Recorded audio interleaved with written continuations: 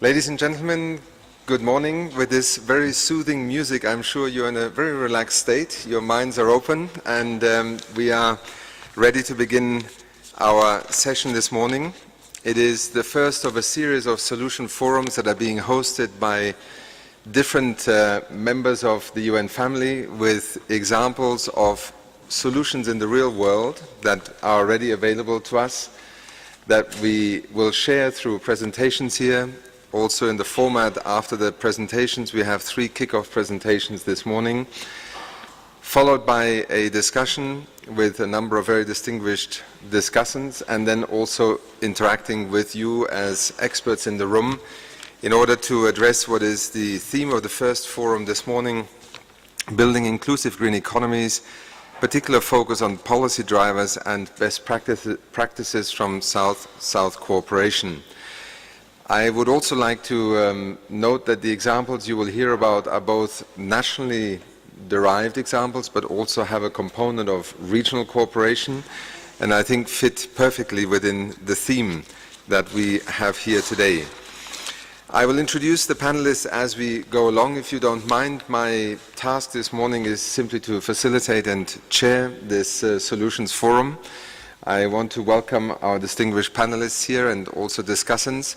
One colleague is still on the way, as some of you have experienced. We have a phenomenon in Nairobi that is not unique to here, but to many cities in the world. Traffic is always a little unpredictable. And one colleague also just landed this morning who will be arriving in a few minutes. If I may therefore begin by suggesting that the focus of this morning is centered around both scalable examples that have been developed in Vietnam, in Kenya, and also in Peru as examples of green economy solutions across very different domains. And again, if we use the inclusive green economies term as a broad umbrella term, sometimes the focus may be on chemicals, sometimes it may be on energy, sometimes it may be on sustainable consumption and production, cleaner production. These are, in a sense, the range and the spectrum of examples we will address this morning. The idea is also to draw out some of the policy lessons that have been learned. What is it that makes an initiative become scalable? What are the drivers, or how do countries become also engaged maybe in regional cooperation or in global cooperation in the South-South context? What are some of the decisive factors that make these solutions also sustainable in the long term, not simply project-driven or initiative-driven? And what role can also the community of international organizations play in supporting this South-South development and cooperation? It is my pleasure to begin this morning's session with the 3 keynote presentations, beginning with Mrs. Nguyen Thien Phuong, who is the Deputy Director of International Cooperation and Science and Technology in the Vietnamese Environment Administration of Vietnam. Madam Phuong, you have the floor. Thank you, Mr. Chair, and good morning, ladies and gentlemen. First of all, allow me to take this opportunity to... No. Gentlemen, the music is over now. Thank you. Good morning. And first of all, allow me to take this opportunity to thank the organizer and UNEP for giving me a chance to be here in the very big room and introduce about the small result of cleaner production implementation in our country and the contribute to the green economy as well as environmental protection in our country and the neighboring country also. So as you may know, over the past 20 years, especially after 10 years implementation of oriented strategy for sustainable development in Vietnam, Vietnam has escaped underdevelopment, improved its population, material and spiritual living standards, and transformed from low-income country into middle average income country. However, Vietnam's socio-economic development has been relied largely on the exploitation of natural resources with low productivity production and consumption patterns have seen use a lot of energy and raw materials and discharge a lot of waste. So in dealing with existing challenges on sustainable development, Vietnam viewpoints has been concretized and clearly reflected in legal framework, especially recently in the year 2012, national strategies on environmental protection 2020 and vision toward 2030, and the national strategies on green growth once again reaffirm Vietnam's viewpoint on sustainable development with highly prioritization on sustainable and energies in exploitation, utilization and conservation of the natural resources. In addition, the greening production, the greening lifestyle and the promotion of sustainable consumption has been determined as a key strategic task that indicated in the national strategy on green growth. So in dealing with the sustainable production aspect, relevant important countermeasures have been implemented in Vietnam. And the leading role of the Vietnam Cleaner Production Center is recognized. Was established in 1998, Vietnam Cleaner Production Center has been existing companies, especially small and medium-sized enterprise, with identifying the problem that affect their environmental and economic performance. So since its establishment, the center has successfully assisted over 500 enterprises in various industrial sectors to improve their environmental performance, as well as other enterprises in neighboring countries like Laos and Cambodia.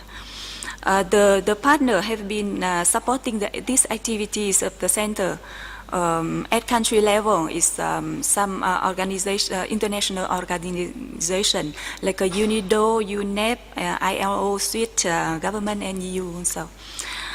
So the implementation of cleaner production and related measures in the production process of small and medium-sized enterprise contributes to the reduction in energy consumption, reduction in water consumption. So from the slide you can see some results of and the beneficiary of cleaner production and resource efficiency implementation in our country. So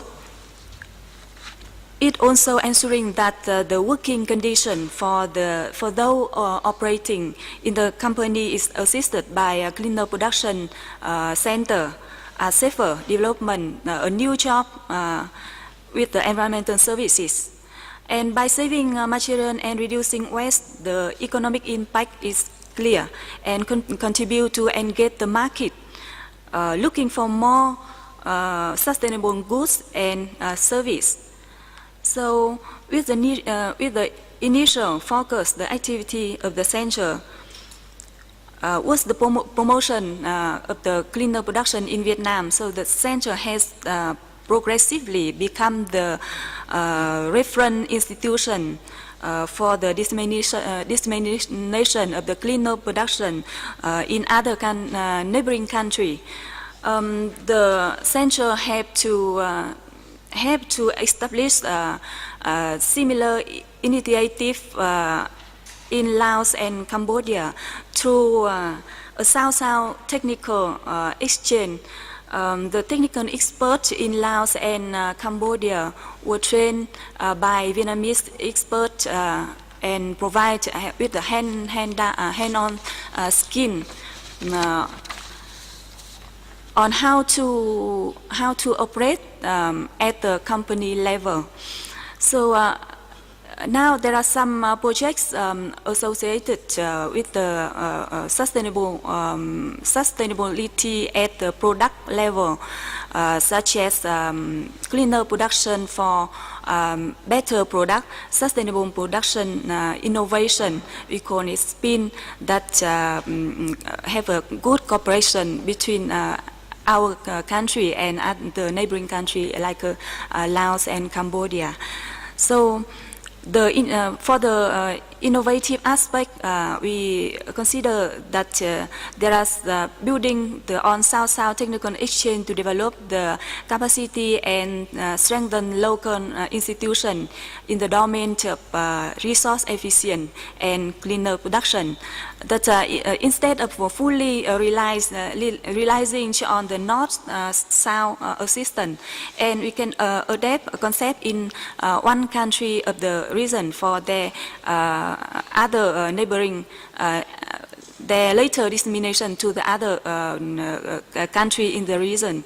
So from the South-South cooperation promotion, I think we should promote for the establishment of the cleaner production center in other countries in the region, so we can promote the South-South cooperation in this field in the region. So that's my some introduction about the CP and in our region. Thank you very much for your attention.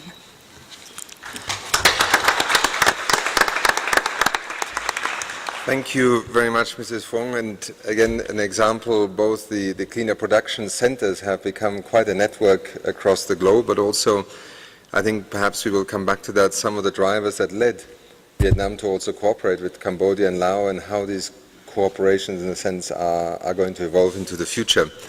I thank you very much for your presentation. It is now my pleasure to invite Stephen Karekesi, who is the Director, Energy Environment Development Network for Africa, and in particular very engaged on the issue of energy efficiency, cogeneration. So Stephen, you have the floor, and thank you very much for being with us here. Thank you, Mr. Chairman. It's a great pleasure to be here to make this presentation. Ladies and gentlemen, I'll be focusing primarily on the experience of cogeneration in Mauritius. It's an island off the coast, eastern coast of Africa, which has been quite successful in promoting cogeneration, or what is often referred to in parts of Europe and Asia as combined heat and power, using a byproduct of its major sugar industry, which is bagasse, which is a renewable energy resource. And essentially, if you see from the next slide, close to half of the electricity now produced in Mauritius comes from cogeneration plants.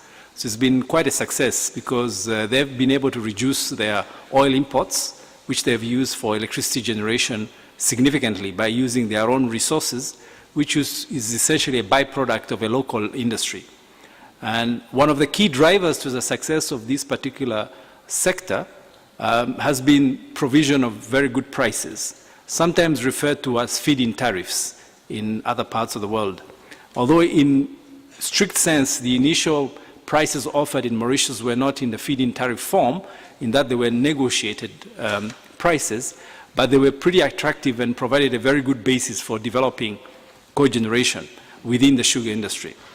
So as a result of that, not only did it reduce the costs of the sugar industry itself in processing its sugar product, but it allowed it to actually gain additional revenue by selling excess electricity to the national grid in Mauritius, and stabilized its a very important sector for Mauritius. And this was a very good example, because, as you're aware, many African countries and many developing countries are dependent on agriculture and agro-industries.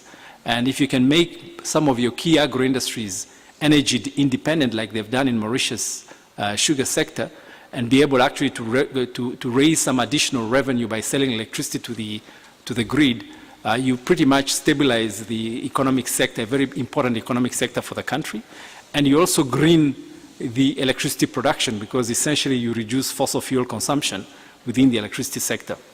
And that's exactly what has happened, and the project we've been involved in, which is supported by UNEP and the Africa Development Bank, has been trying to take essentially the lessons learned from Mauritius across to mainland Africa.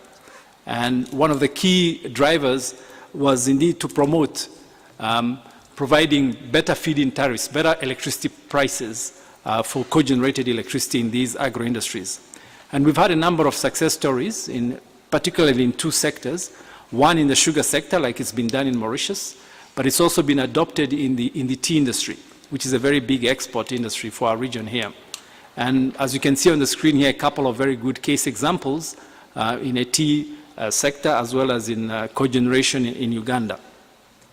So basically what happened is that electricity generated by this plant is used to process essentially the sugar cane and produce sugar as well as in certain cases ethanol. And in addition, we've got a bit of a scale up because many of the sugar estates have very large communities in and around the actual sugar factory or the tea factory. And those have been able to benefit in terms of being electrified. So you get quite a significant contribution to local electrification.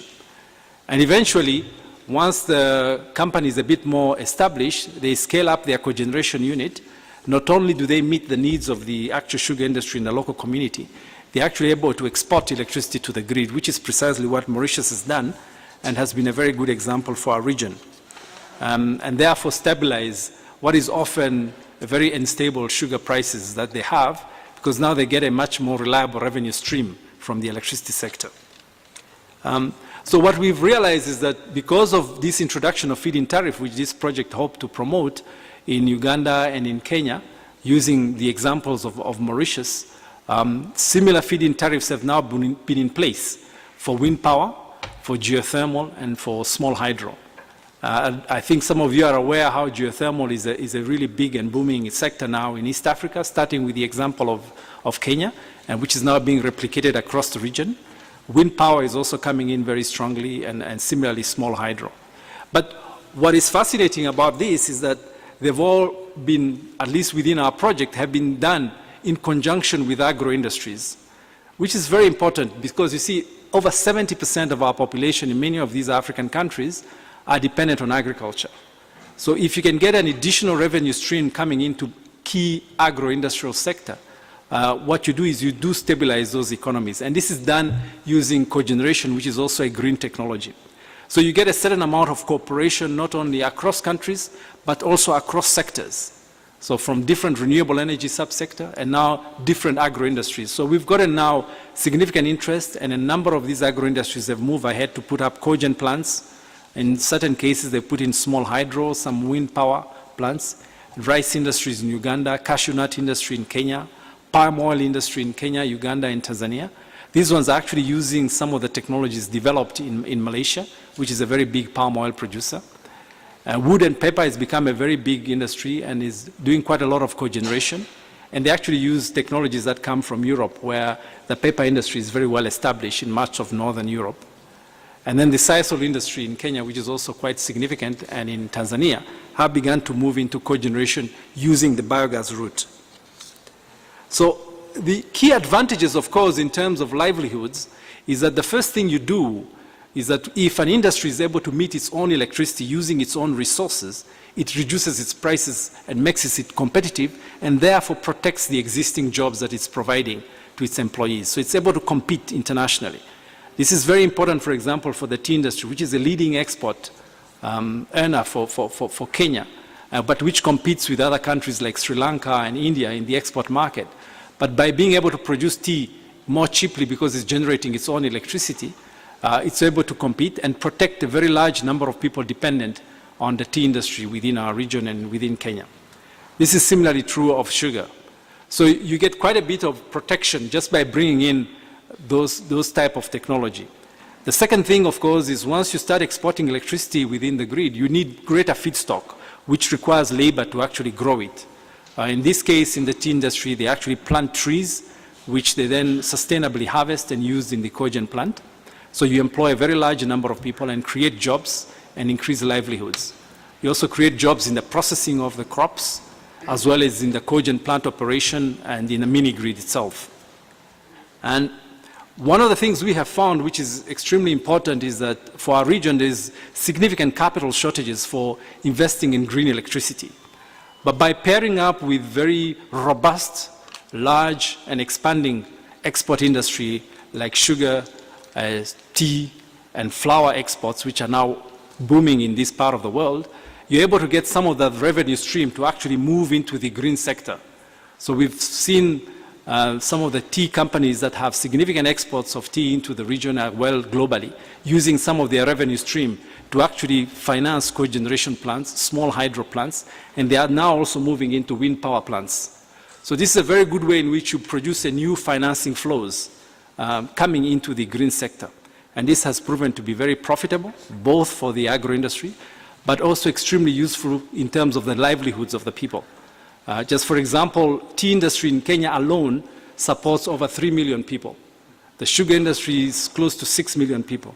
So in a population of 40 million, you're talking about just two sectors accounting for close to 20-25% of the population's livelihood. So if you can make it very robust using a green option, what you're doing is you're supporting the livelihoods of close to a quarter of the population.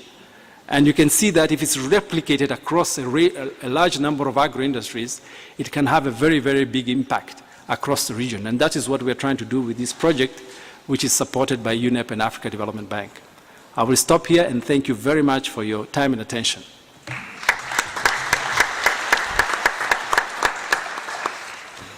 Stephen, what a fascinating story, both in terms of scaled-up solutions, transfer of technology, and a policy concept in a sense, and the numbers you just mentioned on people being supported in their livelihoods through these two sectors alone.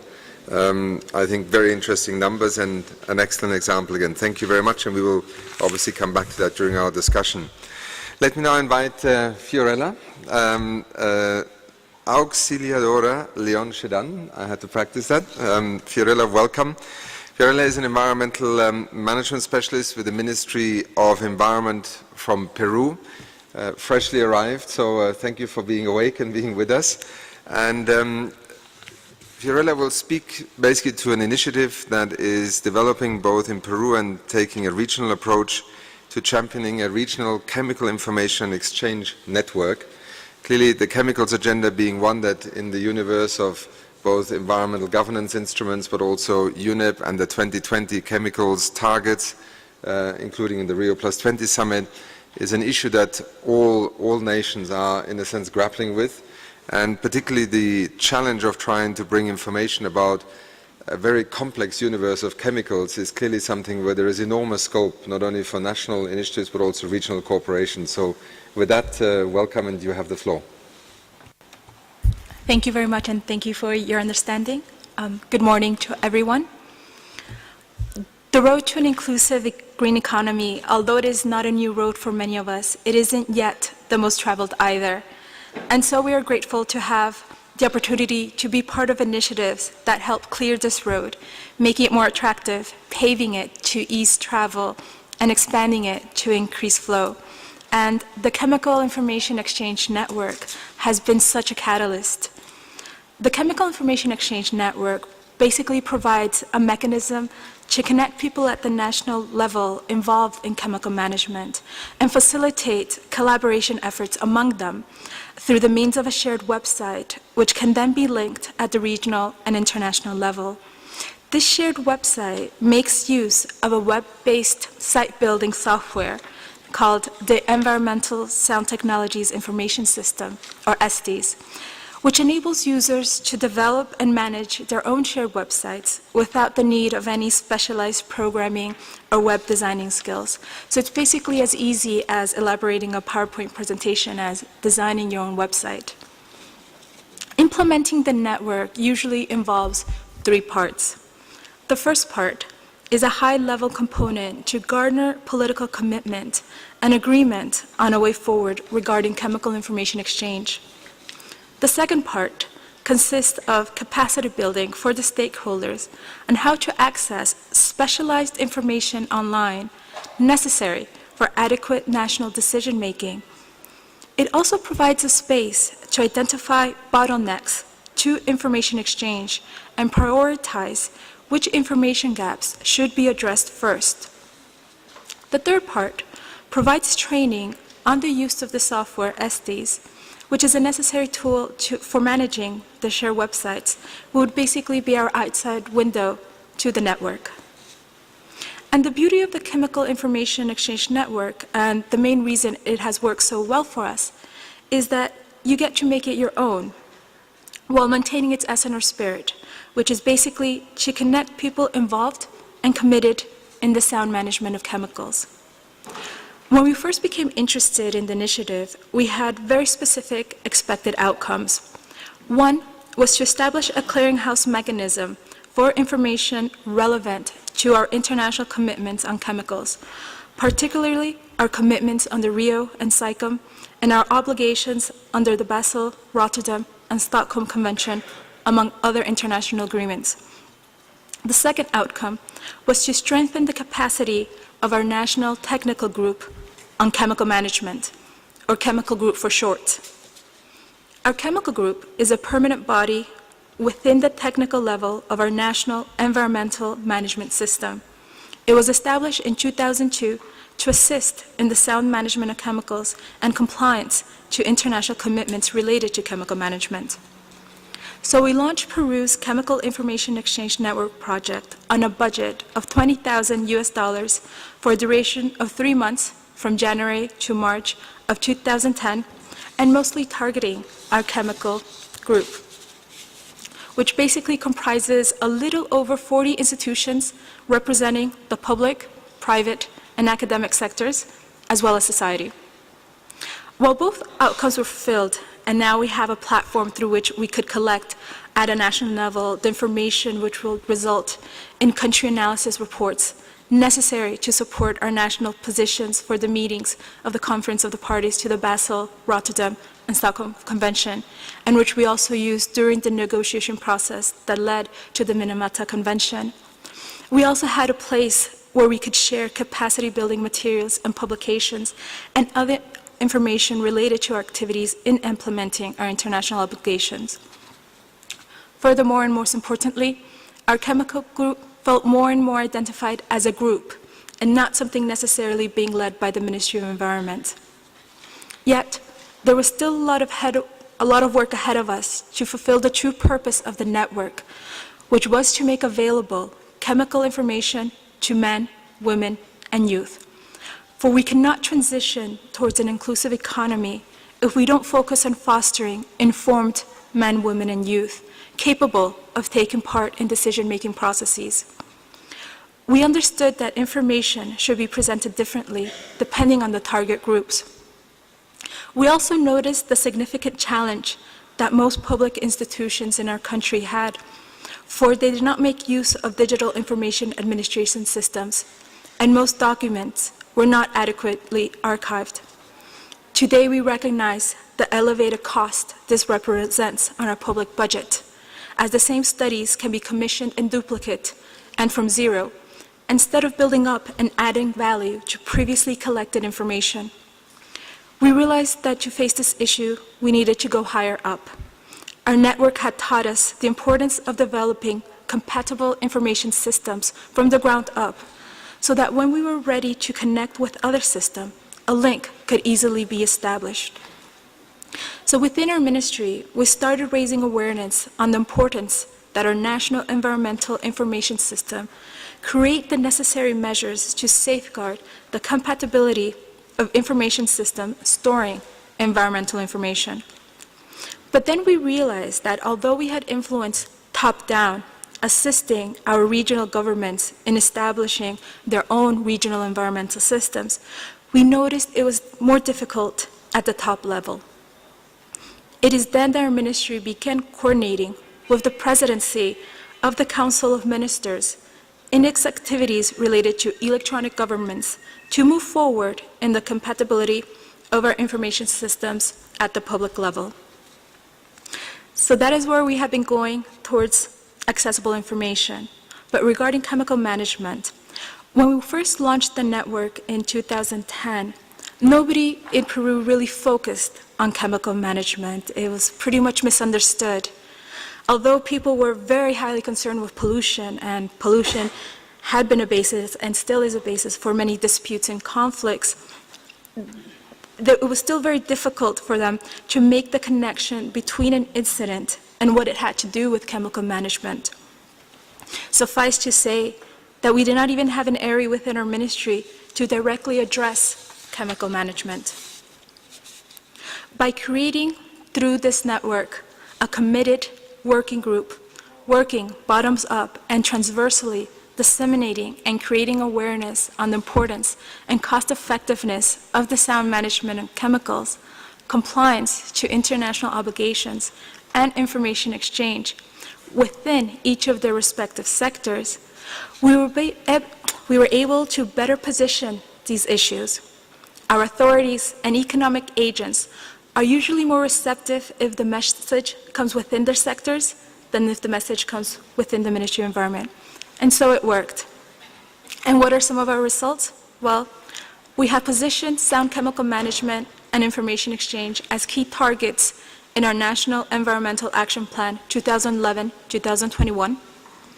Environmental information exchange is considered a strategic priority within the strategic guidelines for environmental management approved by our Council of Ministers in October 2012. And our ministry plans next year to establish an area specialized in chemical management. And today, we are more seeing both of these issues popping up in bilateral and regional agreements that Peru is engaging.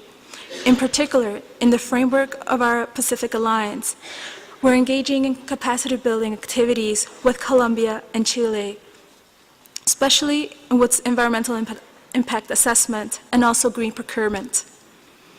We have also assisted in disseminating SIN at a regional level, assisting Uruguay in implementing their own network, and also more of a virtual guidance to Bolivia. And so in this way, we may perceive the gradual mainstreaming of sound management of chemicals within our economic systems. Some concrete initiatives with potential to greening our economy include that our National Environmental Impact Assessment System now has taken measures to build capacity on chemical risk management, which will assist in assessing adequate mitigation measures and safeguard sustainable investments. Our Ministry of Transport and Communications has designed an electronic reporting system for the transport of hazardous materials and waste, and which has to be filled out on a monthly basis. I understand it is currently on a pilot phase, but once fully implemented, it will provide us with valuable data of what chemical products are being circulated in our market. It will also improve our control of incidents occurring during transport, give us a clearer idea of the volume of hazardous waste being generated, and provide better control regarding its final disposal. Our customs, with our Ministry of Production, are taking action to implement a registry for mercury and a tracking device for vehicles transporting mercury.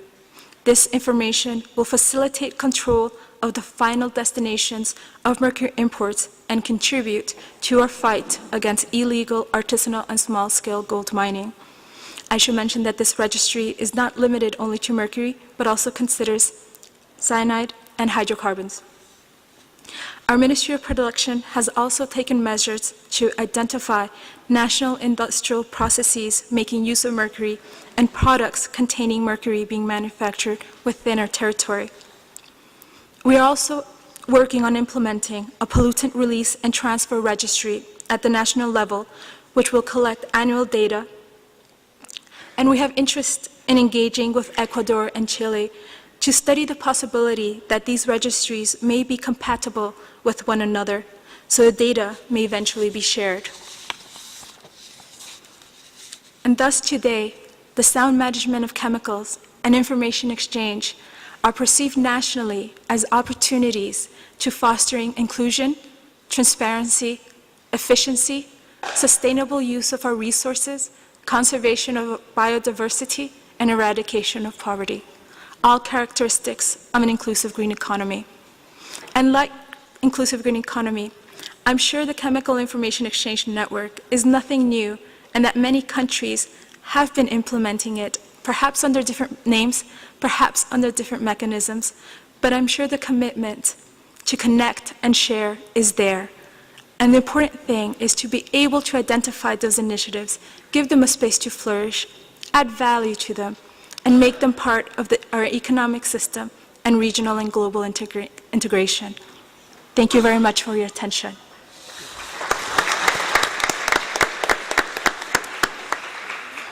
Fiorella, thank you very much. Ladies and gentlemen, a quick journey across 3 universes, 3 continents, and also 3 key storylines of a green economy. Particularly the last one, I think, is also very illustrative, because to some, the green economy is sometimes associated, I think, completely erroneously with a world without chemicals. Chemicals have been part of our economies, they are part of our economies, they will be part of our economies and our future. The question is, how can you address the issue of their safe use? How can you manage hazardous waste? How can you bring information also at a scale and not with every country having to reinvent its own systems? I think your example has been tremendous. In Vietnam, we looked at the question of technology and how a cleaner production center can help enterprises. I think over 500 enterprises now have been advised, supported, and what you also described was a branching out into issues of financing, new technologies, regional cooperation.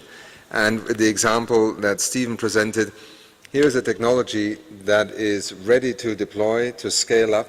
What are the mechanisms that we can use in order to facilitate that from the, let's say, policy context? You mentioned the Feed-in-Tariffs, but also then cooperation across the region, looking at the potentials in different sectors of the economy and trying to identify them. Let me now ask our panel to move down, perhaps our presenters to the left and my discussants to the right. We go into the more informal discussion mode, which we do here below, and then I will introduce Minister Shakila. Thank you.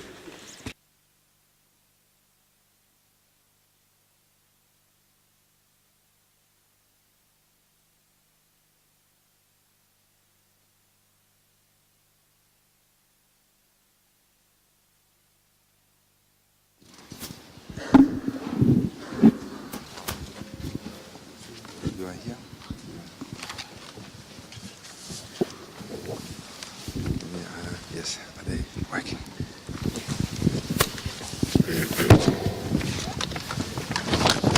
Let me now introduce a very distinguished and fascinating group of discussants for this morning who will share both some reflections on the broader lessons we can draw from the presentations and also mix them, if you want, with some of their own insights on addressing the issues at hand.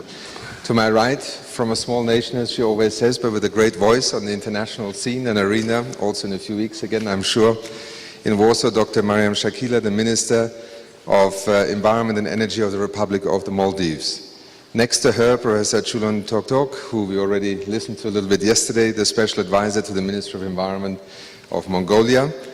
To his left, Mr. Gabriel Negatu, the Regional Director for Eastern Africa of the African Development Bank.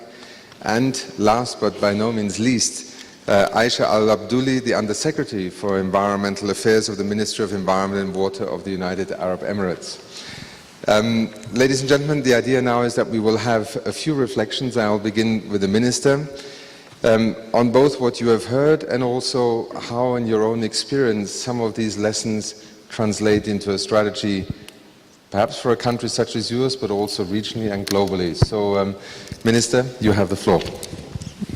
Thank you very much. And then I'm glad I have this opportunity. And of course, I have to thank you and UNEP for this. It's very interesting to see that there are, as you mentioned from Peru, we have been doing these things, but not as systematically as you mentioned. And then I see a lot of opportunities for us actually to replicate that and then move forward. In terms of maintaining a green economy, for example, you know, one-size-fits-all model will not work. In case of Maldives, for example, which is an island nation challenged by all sorts of geographical challenges coupled with financial challenges and political upheavals, it's not easy to implement some of these things. So if we feel that, that we can just go and replicate a model as it is, it will not happen. So we will have to tweak it, we will have to bring adjustments, and that is the only way that we will be able to work. We also have a lot of institutional weaknesses, and we also have bureaucracy that sometimes, especially when funds come for us actually to utilize it, does not marry with the international obligations and international rules that come with these funds. And often in a small island nation like us, what we find is before we could even sign anything, funds are lost. Because some of the funds come already with preconceived ideas and rigid rules, which has not taken into consideration, like for example, the national priorities and also national guidelines and policies.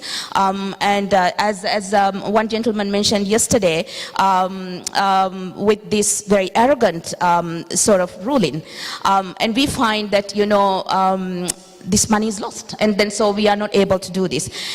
And also the misconception of green. Often in islands, the minute you mention green, they think that green means that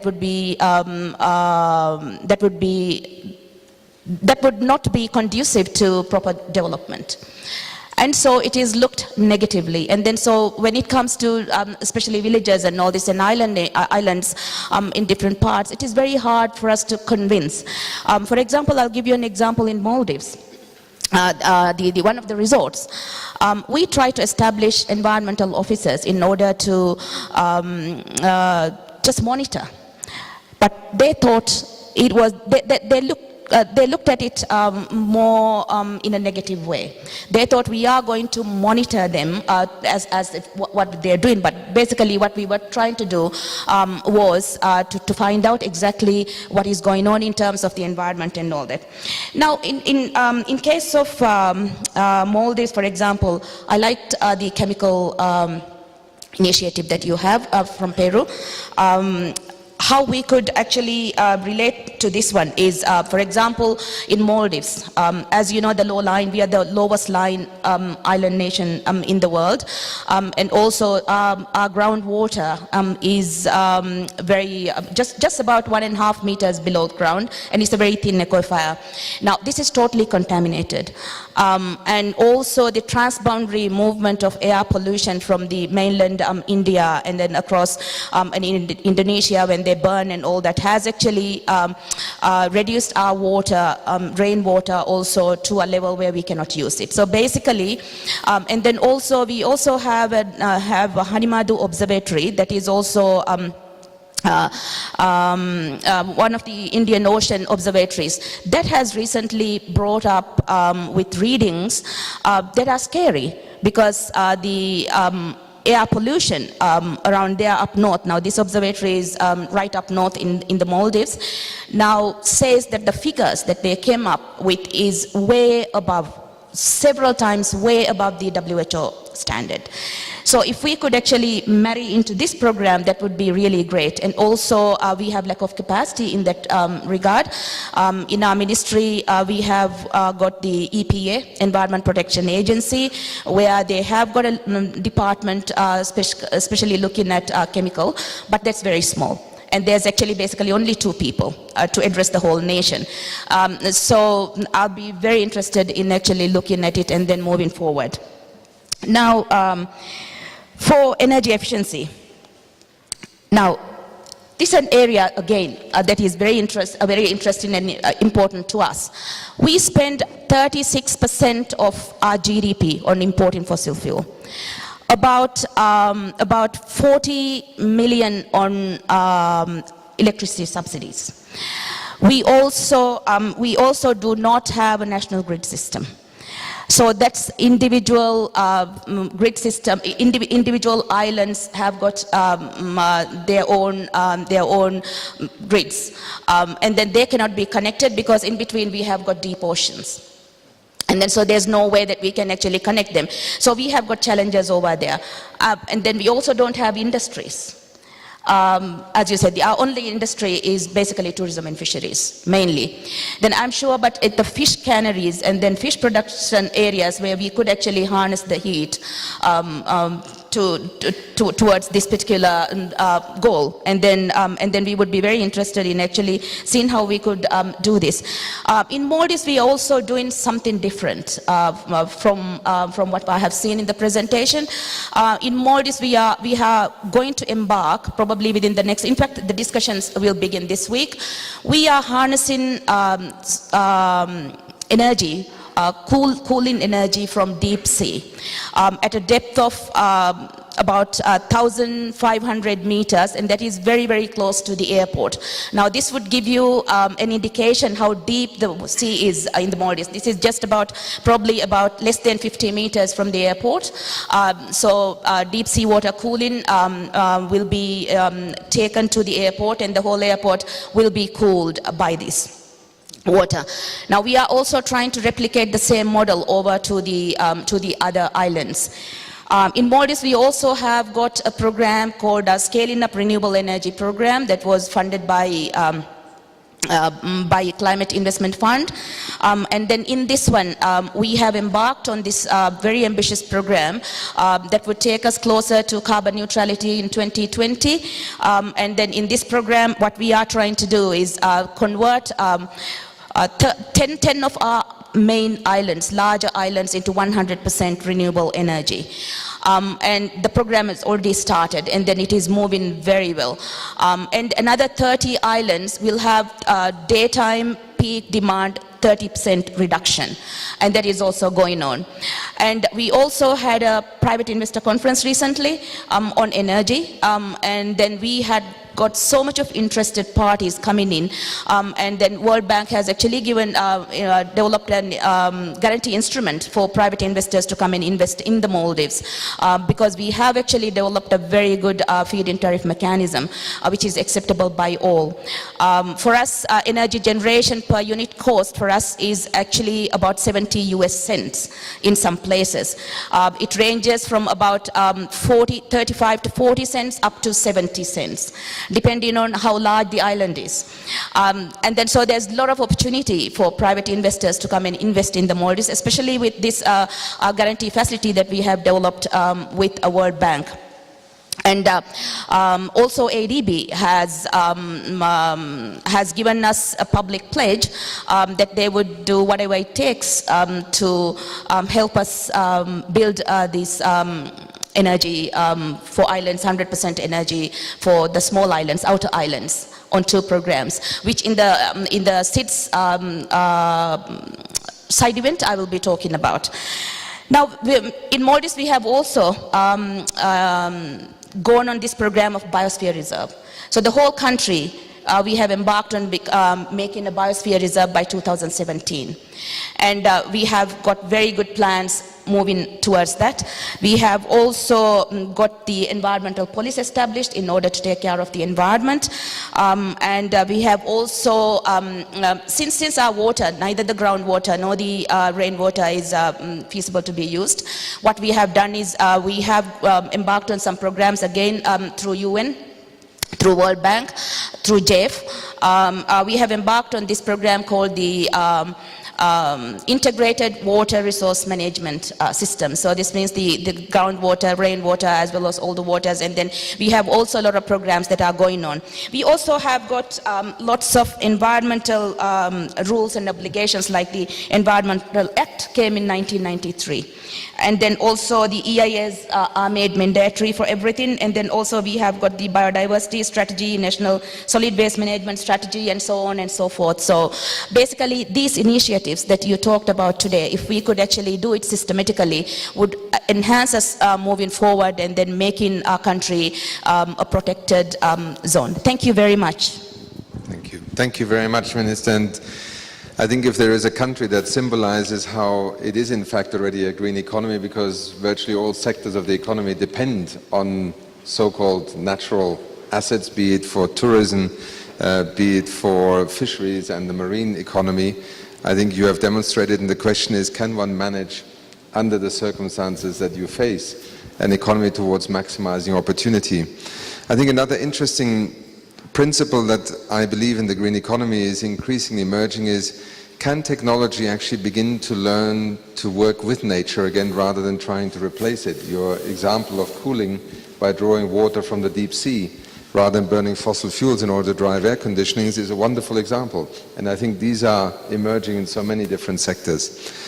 Thank you very much. It is now my pleasure to invite Gabriel Negato to please take the floor as the Regional Director for East Africa. Gabriel, you sit in a region that is full of innovations, a lot of dynamism, financing a key issue. As the African Development Bank, you have taken a very close look in recent years about how financing and the economic pathways of Africa as a continent, but in your case also particularly East Africa, can also draw on this notion of strengthening, let's say, the natural capital on which economies are built, and also bringing technology into the equation, infrastructure. And perhaps I can just offer you one thing that you may react to. Built up infrastructure, ecological infrastructure. Do the two come together in the pathway in which you as ADB also envisage financing development interventions in the years to come? And clearly, obviously, any commentary you have on the case studies also. Thank you. Good. Thank you. Thank you very much, Taina, and thank you for inviting the African Development Bank to share some thoughts this morning. Let me start by saying how incredibly illuminating these presentations have been. I think clearly one message that comes out is that there's no one size that fits all our needs. I think the various examples brought out several ways and approaches towards going towards a greener economy. The Maldives experience, the experience from Vietnam, and the issue of managing chemicals, and of course the cogeneration issues in Kenya. These are all elements of what you call the green economy, but we're all coming at it from different angles based on our different needs and priorities, and of course resource bases. So for me, a key message here is that it is a challenging road ahead, and there are many ways of getting us towards what we'd call the green economy. The second and perhaps equally interesting and encouraging thing that I took out from these presentations was the fact that it is no longer, this issue of progressing towards a green economy is no longer presented or projected as a choice between this and that. It's not like you have to be either green or brown or give this up to gain that. I think we're now at a stage where, with prudent policies and management practices and so on, you can indeed have growth, tackle poverty, and still have a green economy. I think several years ago, a decade or two ago, green was seen as holding back Africa and having to make a choice between accelerated growth and green growth, which was considered to be a slower form of growth. But this is not the case anymore. This is not the case anymore. I think today, just these various experiences have shown us that you can indeed have green jobs that are meaningful, that pay a living wage, that you can indeed live with chemicals, that you don't have to abandon the use of chemicals to have a green economy. You can indeed have energy efficiency and still be green. So it is no longer juxtaposed as if you go green, you have to give this up. Yes, in some cases, and perhaps even in most cases, green initially may be expensive, but I think if you sort of look at this over a medium to longer term period, green is a good business model. It is a business model that is economically makes sense, environmentally makes sense, and at the end of the day, it is sustainable. It is not here for the short term, but it's sustainable. So I'm very much encouraged by these two observations, and even though the presenters may have not put it out, but it was clear. It was clear from their presentation that indeed we can go green and still have growth, accelerated growth, and so on and so forth. So that's very encouraging. Another issue that I thought, again, that was underscored in all the presentations was the issue of partnership. That green, the path to green economy is everybody's responsibility. It's not some outlier NGO out there calling for green. No, it's a private sector, it's a public sector, it's the knowledge institutions, it's civil society. It is everybody's concern because it's in everybody's best interest. So the partnership between South-South, you know, in a couple of days I'm traveling to Seychelles, which is a country very similar to the Maldives, you know. And I was listening to the presentation of the minister and thinking, what examples could Seychelles take from the Maldives? Different environment, different setting, but geographically similar environment. Across the board, I think the partnership between South and South, and of course North and South, is very critical. So this triangulation of the partnership, I think is something that we need to take cognizance of. The partnership with the private sector. The public and the private are not on separate sides on this one. There is only one side and we're all on the same side. I mean, I think to me that was an important message. And last but not least, the thing that I've sort of taken out of this is the issue of scaling up. You know, these are interesting boutique projects. A little project here, a little project there. But of course, there's the challenge of scaling up, both in terms of capacity to scale up, but also the financing, and this comes to your earlier question. How do we ensure there's adequate resources to scale up these projects, these approaches that work at a boutique level, at a small level, at a pilot level, but how do you upscale to national level, to regional level? This is a challenge for all of us. It is very much a work in progress. I am happy to say that we at the African Development Bank are introducing and have introduced several instruments, financing instruments that help do exactly this, that make resources available to strengthen and make these projects scalable. So, for example, we've recently launched what's called the Africa Green Bond. This is a bond to help promote greener economies by making resources available for these kinds of projects. These are projects that are very early stages, quite a bit of risk, but still the risk has to be taken because the risk has to be priced, but it nonetheless has to be taken. A similar instrument that we've been using recently, and most recently in Kenya, we've used it with the Lake Turkana wind project, is this partial risk guarantee. Again, this is a guarantee instrument against risk where we try to encourage the private sector to come in and put its resources and talent to make the move towards a green economy a reality. But from our side, we come in and say, we will give you the guarantee that you need to mitigate against risk. Risk is inevitable. Doing nothing has risk also. So this partial risk guarantee, we've done one in Lake Turkana wind farm. We're going to do another one for the Menengai geothermal project. So these are dedicated financial instruments that are designed to help upscale from small pilots to national and regional operations.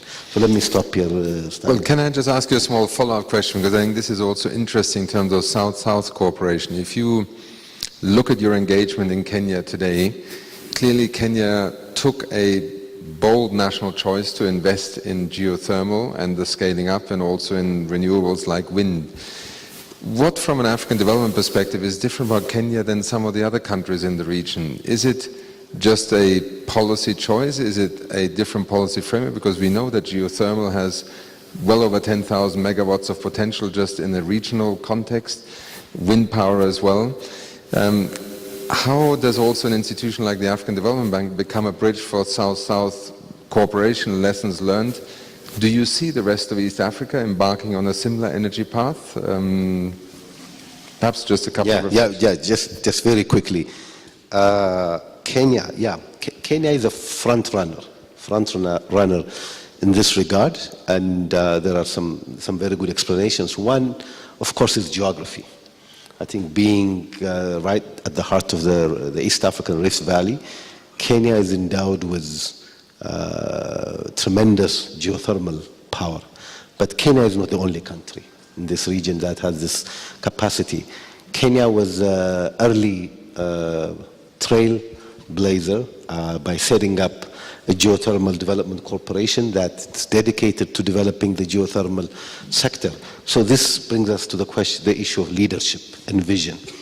I think the leadership in Kenya looked at the mix of energy options, geo, hydro, wind, solar, and so on, and realized where the comparative advantages and made the early investments. So leadership and vision, in addition to geography, matters.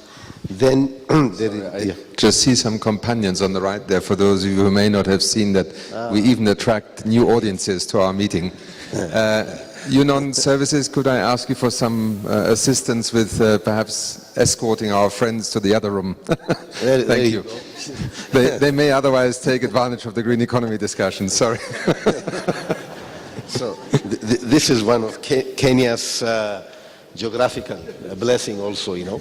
So there is the geography, there is the leadership element. The rest of East Africa has similar and diverse endowment.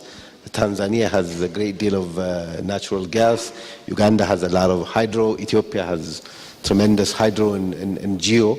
But I'm happy to say that Kenya has been a forerunner in this. But it doesn't stop there. The lesson, I think, for us, when we say South-South, it doesn't mean Asia or Middle East and Africa and so on. Just in this region, I can tell you, the GDC, the Geothermal Development Corporation, is now become a center of excellence on geothermal development in East Africa. Now we have people coming from Uganda, Tanzania, Rwanda, Ethiopia, and what have you, coming and spending time at the GDC, learning some of the skills they need. We are now working a framework where some of these very expensive drilling equipment that are required to develop geothermal can be shared across the region. So I think this is part of the learning. For us at the African Development Bank, we also work very closely with Latin America, with Asia and the Middle East, again, to look for financing, shared financing to be made available. For example, the green bond, Africa Green Bond, I don't have the exact details, my colleagues does, but it is not, I don't believe, exclusively an ADB resource. We source funding from different parts of the world, so we play our role by catalyzing and connecting the would-be financiers to come together and create a financial platform. So that's how we are also playing our role in the financing aspect. Thank you very much, Gabriel. A round of applause. Thank you. Excellent examples. And a key role also in the evolving approach of the ADB. You mentioned the Middle East a number of times, so let me, before I come to Professor Chulun, last to Aisha. Aisha, United Arab Emirates, Dubai, in a sense, energy was never the big issue. On the other hand, your country and your leadership has taken the idea of a green economy as also a central orientation for the next, let's say, chapter in the development of Dubai. What prompted that in your mind, and also how do some of the examples that were presented here perhaps begin to become interesting in terms of Dubai's and United Arab Emirates cooperation with other countries? Well, thank you very much, and I would really first like to compliment our speakers, for their efforts and for the successful stories that they shared with us. Congratulations for such an effort. And as you mentioned, Akim, that for UAE, it has been started since long time with regard to adapting sustainable strategies and adapting sustainable development. The whole thing also has been put in a better shape, I would say, by January 2012, when His Highness Sheikh Mohammed bin Rashid Al Maktoum, Vice President and Prime Minister of UAE Government, ruler of Dubai, had announced officially UAE transition toward green economy by announcing UAE Green Growth Strategy under the slogan Green Economy to Sustainable Development. So all of these efforts were aligned with our vision for 2021 to be amongst the best performing countries by 2021. And today we saw very successful stories from Peru, from Kenya, Uganda, and Mauritius, and from Vietnam as well. And all of these stories are all coming under the umbrella of the green economy and the different definitions that the green economy had, So it's also, I would think that it will be a very good opportunity today to announce that UAE is honored to host the first conference on parties for the Partnership Action on Green Economy, an initiative that was launched, I would say, the beginning of this year during the Governing Council. And UAE is honored, to host this meeting in March 2014, inshallah. And by such an announcement, and this hosting will be under the patronage of His Highness Sheikh Mohammed bin Rashid Al Maktoum, the Vice President of UAE and the Prime Minister of UAE government, which shows the strong commitment that UAE is showing toward, adapting sustainable development. And at the end of the day, we have to think in a global way, but we have to act on our national level as well, and on our local level. UAE in all of the sectors that are forming UAE economy shows its commitment towards sustainability. So even in our working toward developing the UAE national strategy for green growth, we had addressed, or we had approached the 7 sectors that are forming UAE economy, which are the oil and gas, the water and electricity, the transportation, construction, waste, land use and agriculture, and finally the industrial sector as well. And many examples are already there in UAE. For example, the hosting of IRENA, the Monster Institute, or the Monster City as an example for a sustainable city. We have as well many practices, for example, toward the waste to energy, to convert, to transfer the waste to energy, and making use of that resource, and producing energy as well. Although we are an oil country, but even though we are looking toward, adapting such practices on a national level in order to be aligned with the international agenda. So I believe that with this summary that I have, we are all aligned with what is going on an international level, and we are looking forward to host this meeting in March 2014, where I believe that we can meet again, and during that meeting to present more and more successful stories on the green economy and the transition towards sustainable development. If you allow me, I have a few questions for our speakers. One for Peru about the integration between the different ministries that you had already mentioned, that there are different ministries which are already adapted this system, like for example the transportation ministry or the customs. So is there any mechanism that you had adopted to integrate all of the efforts between these ministries to be like a one national reporting system for the sound chemicals management system? And another question for the Clean Production Center in Vietnam, where I would like to know more about your institutional setup and the mechanisms that you had adopted in to bring all of these small and medium enterprises on board with you to have such a clean production center. Thank you very much. Aisha, thank you very much both for the information about what will be in a sense a continuation of the conversations we are having here. You also made a reference to Masdar and the work both in Dubai and Abu Dhabi and in reaching out and bringing academics together, training people, universities. I think the Emirates has rapidly emerged as one of the places where south-south, north-south, south-north, in a sense, in terms of state of the technology, is being shared and also through training and bringing academics from all over the world together. Next year we will have the policy practitioners. And as you said, I think all of you have referred to it, and I think this is a theme we should come back to also in the discussion in a moment.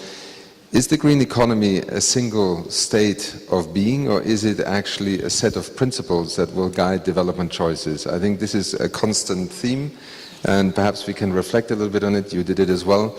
I always say the green economy is not a nirvana. It is just a set of principles with which you make choices in energy, in development, in infrastructure. And there's no one better than perhaps to throw this challenge to them, Professor Chulun, who has thought about this, studied it, developed his own thinking, become a significant voice, not only in Mongolia, his home country, but also internationally. But perhaps Mongolia today is one of the countries that is in the most rapid process of rethinking its own development because of changing circumstances, changing opportunities, and very stark choices to be made about the future, which I want to mention for those who were not here yesterday. I was very struck how this dialogue in Mongolia is also deeply rooted in a cultural debate about the future. So as a Chulun, both to the case studies but also to your own experience, a few reflections. So I would like to talk about two examples related to today's presentations. One example is about air pollution issue in Ulaanbaatar, capital city of Mongolia. Another issue is about herders' life, electricity supply to herders. So these two issues I would like to cover. So one, I would like to say, I have to probably introduce Mongolia. So Mongolia's population is close to 3 million, actually 2.9 million, so it's not so many people. However, over 1 million people are living in Ulaanbaatar city. Ulaanbaatar is capital city of Mongolia. Unfortunately, Ulaanbaatar is one of the coldest cities, capital cities in the world. And so we also, unfortunately, Ulaanbaatar is the second most polluted city in terms of air pollution in the world. So we have such a big problem. So so to solve this problem, so we were introducing efficient stoves to the households who are living in the Gir districts. Gir is traditional housing. It's suitable for nomadic herders to move from one place to another place. If you would like to see this Gir, it's on page 25 in the brochure, which we have been distributing before this forum. So in Ulaanbaatar city, we have around about 170,000 households in the Gir district, we can say actually in the slum area. And so the most air pollution is coming from this Gir district in Mongolia because they have to burn coal in a cold winter. Even for some poor households, it's almost a survival issue. And so we have been working with the World Development Bank and the Millennium Challenge Account, and we have been introducing efficient stoves to these households, and so far we distributed to 120,000 households, which is 60-70% of households, 70 I guess. And so these efficient stoves can generate heat efficiently, with twice efficiency, so using the same amount of coal, so they can introduce, they can produce heat twice better, so less, it will, which means twice less greenhouse gas emissions. So this has such kind of co-benefits. So another issue which you have been raising about the green economy, how can we relate it to poverty reduction? So I was wondering, so I was thinking also along this line, and I'm not sure exactly how the poorest households were able to buy these efficient stoves, although we have been selling with discount rates. And I remember when there was discussion going on about how can we, so about introducing environmental tax to the households which did not buy efficient stoves. I was asking question, are you sure that is it the right thing, because maybe the poorest households were not able to buy stoves even at discount rates. And I've been visiting some households, the poorest households in the Gir district areas by myself, and I was learning it's really for the most poorest people, it's a survival issue.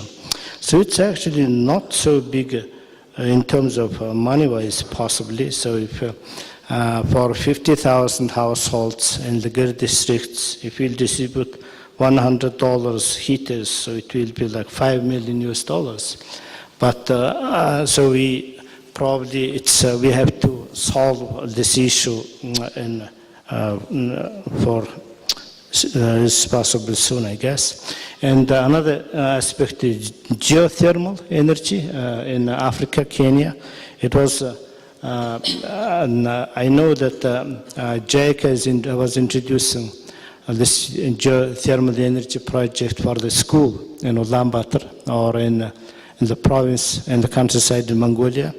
So I'm confident that it will could be a very good solution for Mongolia, for Ulaanbaatar as well. And that is bringing the idea, the production, introduction of efficient stoves really is the best solution or not. So it's, there are so many possibly alternative ways, like not to bring coal and maybe even generate electricity in the countryside. It's a mining site, coal mining site, and send electricity to Ulaanbaatar city. So because it's almost half a population living in Ulaanbaatar city in such terrible polluted conditions. So that's a very a big issue, and in my view, it's a number one environmental issue in Mongolia.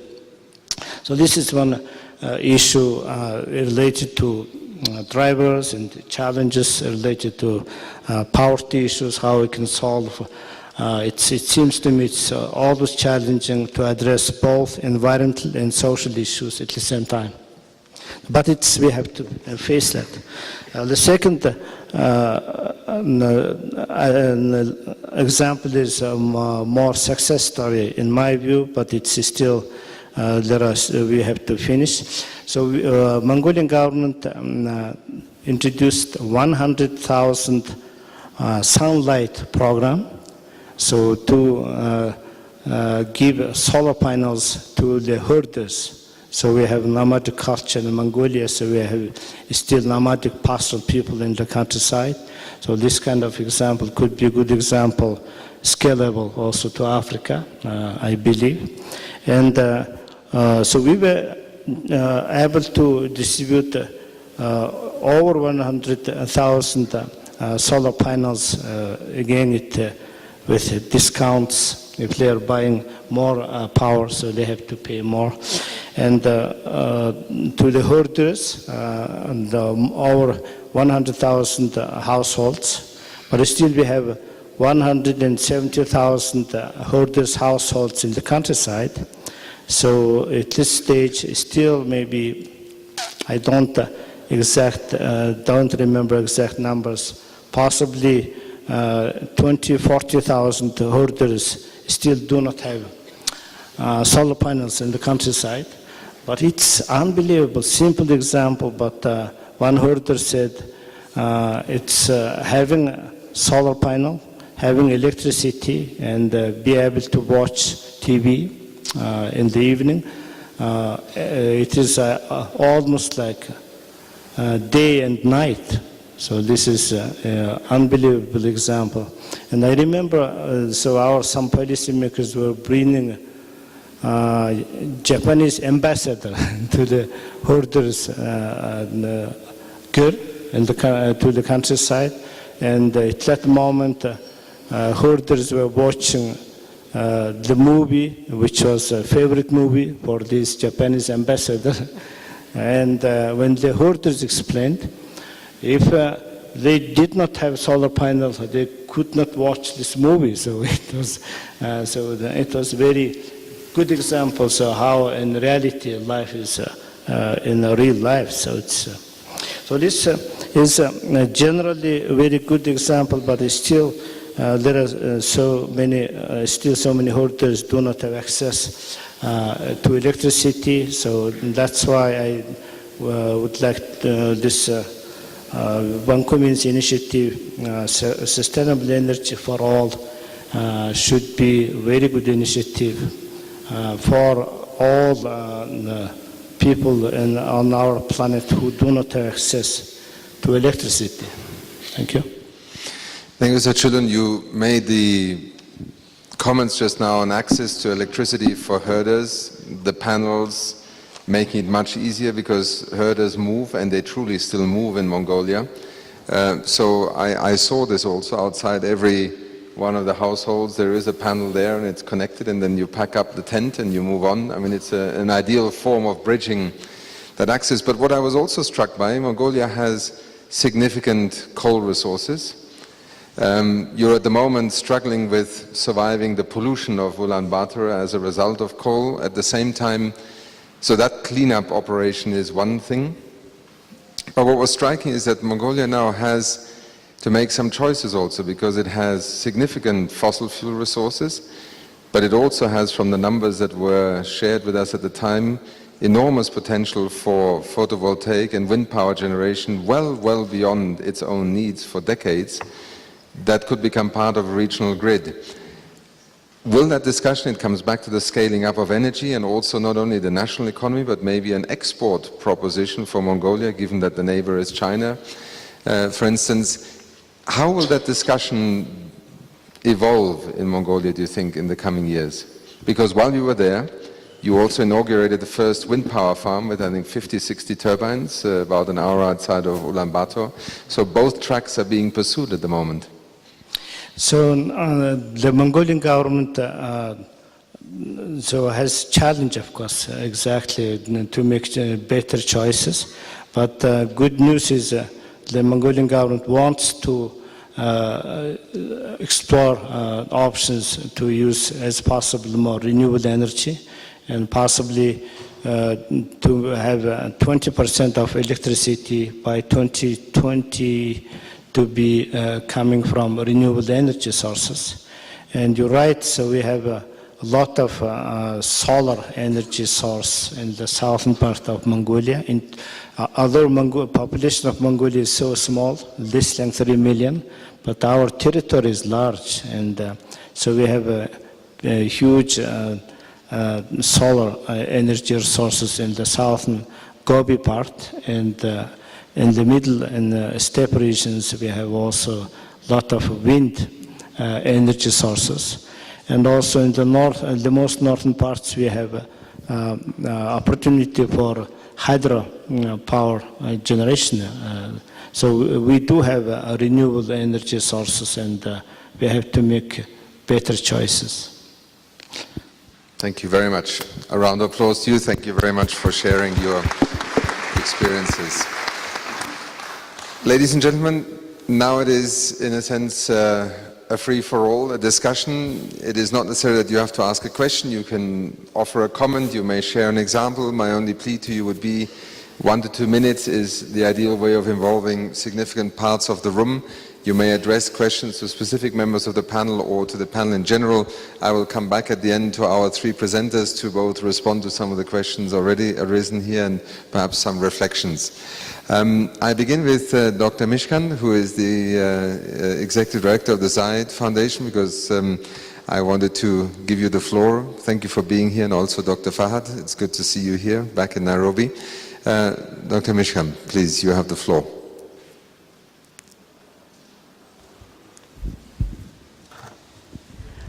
Good morning, ladies and gentlemen, excellencies. It's a pleasure to be here, and I would like to thank Mr. Kimshtaner on giving us the floor to have a comments of 1 to 2 minutes. Actually, Zayed International Foundation for the Environment was founded by His Highness Sheikh Mohammed bin Rashid Al Maktoum, Vice President, Prime Minister of the United Arab Emirates, ruler of Dubai, in 1999. And this was that leadership initiative when it was founded, and it was in appreciation of the father of United Arab Emirates, the late Sheikh Zayed bin Sultan Al Nahyan, mercy be upon him, in appreciation of his environmental, not only environmental and sustainable development as well, on the national and the regional and the worldwide. Zayed Prize is awarding, Zayed International Prize for the Environment is awarding in different categories, all stakeholders and pioneering work in the field of environment and sustainable development. So this would go in the leadership of Zayed Prize, and to support the South-South cooperation and the Triangle cooperation since its 5th cycle, which has been in 2010, when we supported the theme and approved the theme of the 5th cycle to be the green economy. And then the first prize was gone to the former president of Republic of Korea, Lee Myung-bak, and in his, of course, vision and their implementation and support of the green growth. And of course, that was a South-South also project that we can. So this is the leadership of the Zayed Foundation today, in changing its objectives as well to coincide with the recent announcement of the UAE as well in the green growth strategy under the theme of green economy towards the achieving sustainable development. Here we are today to announce that Zayed International Prize for the Environment and the Zayed Foundation, under the directing of Professor Mohammed bin Fahad. He is available with us, the chairman of Zayed International Foundation for the Environment, to announce that Zayed Prize and Zayed Foundation will spare no effort in supporting the hosting any workshops that will support the training of the either the South-South cooperation or the page as well in Dubai, and the Zayed Foundation will be supporting this training courses and holding conferences, supporting, and also the door is open for the nominations in different categories of Zayed Prize to support as well. That would be the best practices approved by the jury, of course, international jury of the Zayed Prize, to be awarded in an international award ceremony, which will be held in Dubai in 2014. Thank you for this opportunity, and we are most welcome for any questions later. Thank you. Thank you very much, Dr. Mishkan. And I think yesterday leadership was mentioned many times, and I think the list of past winners is a little bit like a who's who, perhaps, of the global frontiers of developing green economy in science, technology, and also in civil society that you have recognized. So thank you very much for your commitment. I see a hand there of the gentleman, then the lady on the right. And yes, please, introduction briefly, name and where you come from. Thank you, Mr. Chairman. My name is Johannes Lin. I'm a senior fellow at the Brookings Institution in Washington. The theme of the discussion here, a key theme, is scaling up. And I have to say I'm absolutely delighted that this is a theme, because it's, to my mind, it's absolutely essential element of successful development efforts, including, of course, successful South-South cooperation. We at Brookings have been working with a number of international institutions, IFAD in particular, but also UNEP with JICA and others, to get this scaling up theme centrally located in the work that the institutions are doing. My question now is to you, actually, Mr. Chairman. You personally have repeatedly stressed the scaling up theme. What are you and UNEP doing to make sure that that theme is central to everything you are engaged in? What are the analytical frameworks you've developed to actually develop that theme in specific areas? What are the incentives you're giving to your staff to ensure that they move away from the more traditional sort of project by project short-term focus that we're all familiar with? And how do you engage in the learning process to make sure that the individual examples that very successful examples we've heard of today are actually systematically sifted and the lessons learned for other contexts where they can be applied? So the question is to you. What is UNEP doing to get the scaling up agenda centrally into your own work, day-to-day work? Thank you. Thank you very much for your question. I'll perhaps respond at the end in order not to get in the way of many of the questions, also the panelists, but I'll gladly, perhaps in my closing remarks, make a couple of comments of how I believe the journey that UNEP has taken, not just in the last 2 or 3 years, but if we go back to the geothermal example, it was actually UNEP 20 years ago which began to propose, and even with the GF financing, underwrite some of the early test drilling that then allowed the technology to reach the point where, how do we say, the finance follows the economics. The lady on the right there, yes, please. Okay, my name is Grace Monyoncho. I'm representing one of the banks in Kenya. My question, okay, first I want to thank the panelists and everybody here for the very interesting and informative discussion. Mine is mainly on, I would like to direct my question to Mr. Ali or any of the panelists and even the audience, anybody who may have an example to share with us. First, it's good to hear or to share how Kenya is really doing good in terms of the geothermal. My main question is on the area of financiers. Currently, we are working on an initiative for sustainable financing in the industry. And I believe there is much more as commercial banks and all the other banks can do because we have the advantage of interacting more with the people who come for lending and the various industries that we lend to. We do have minimum requirements that we have currently that enable us to monitor projects and to ensure that they are environmentally friendly.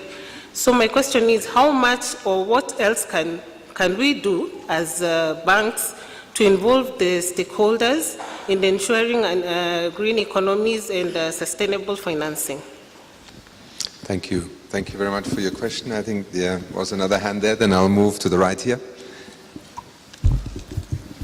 Thank you, Mr. Chairman. My name is Francis Swahili.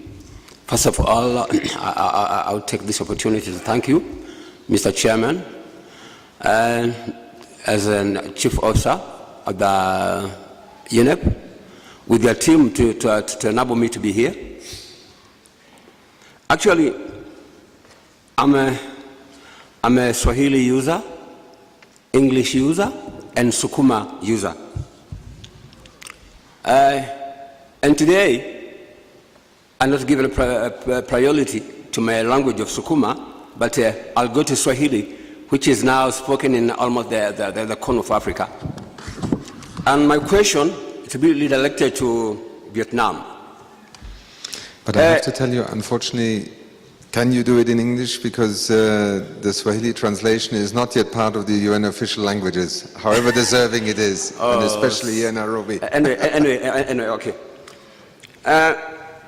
Practically in Africa, in the most of countries of Africa, our leaders, they are not using our resources to empower their people. They're depending on the funds from funders. In Vietnam, I heard that you're talking about to empower your people.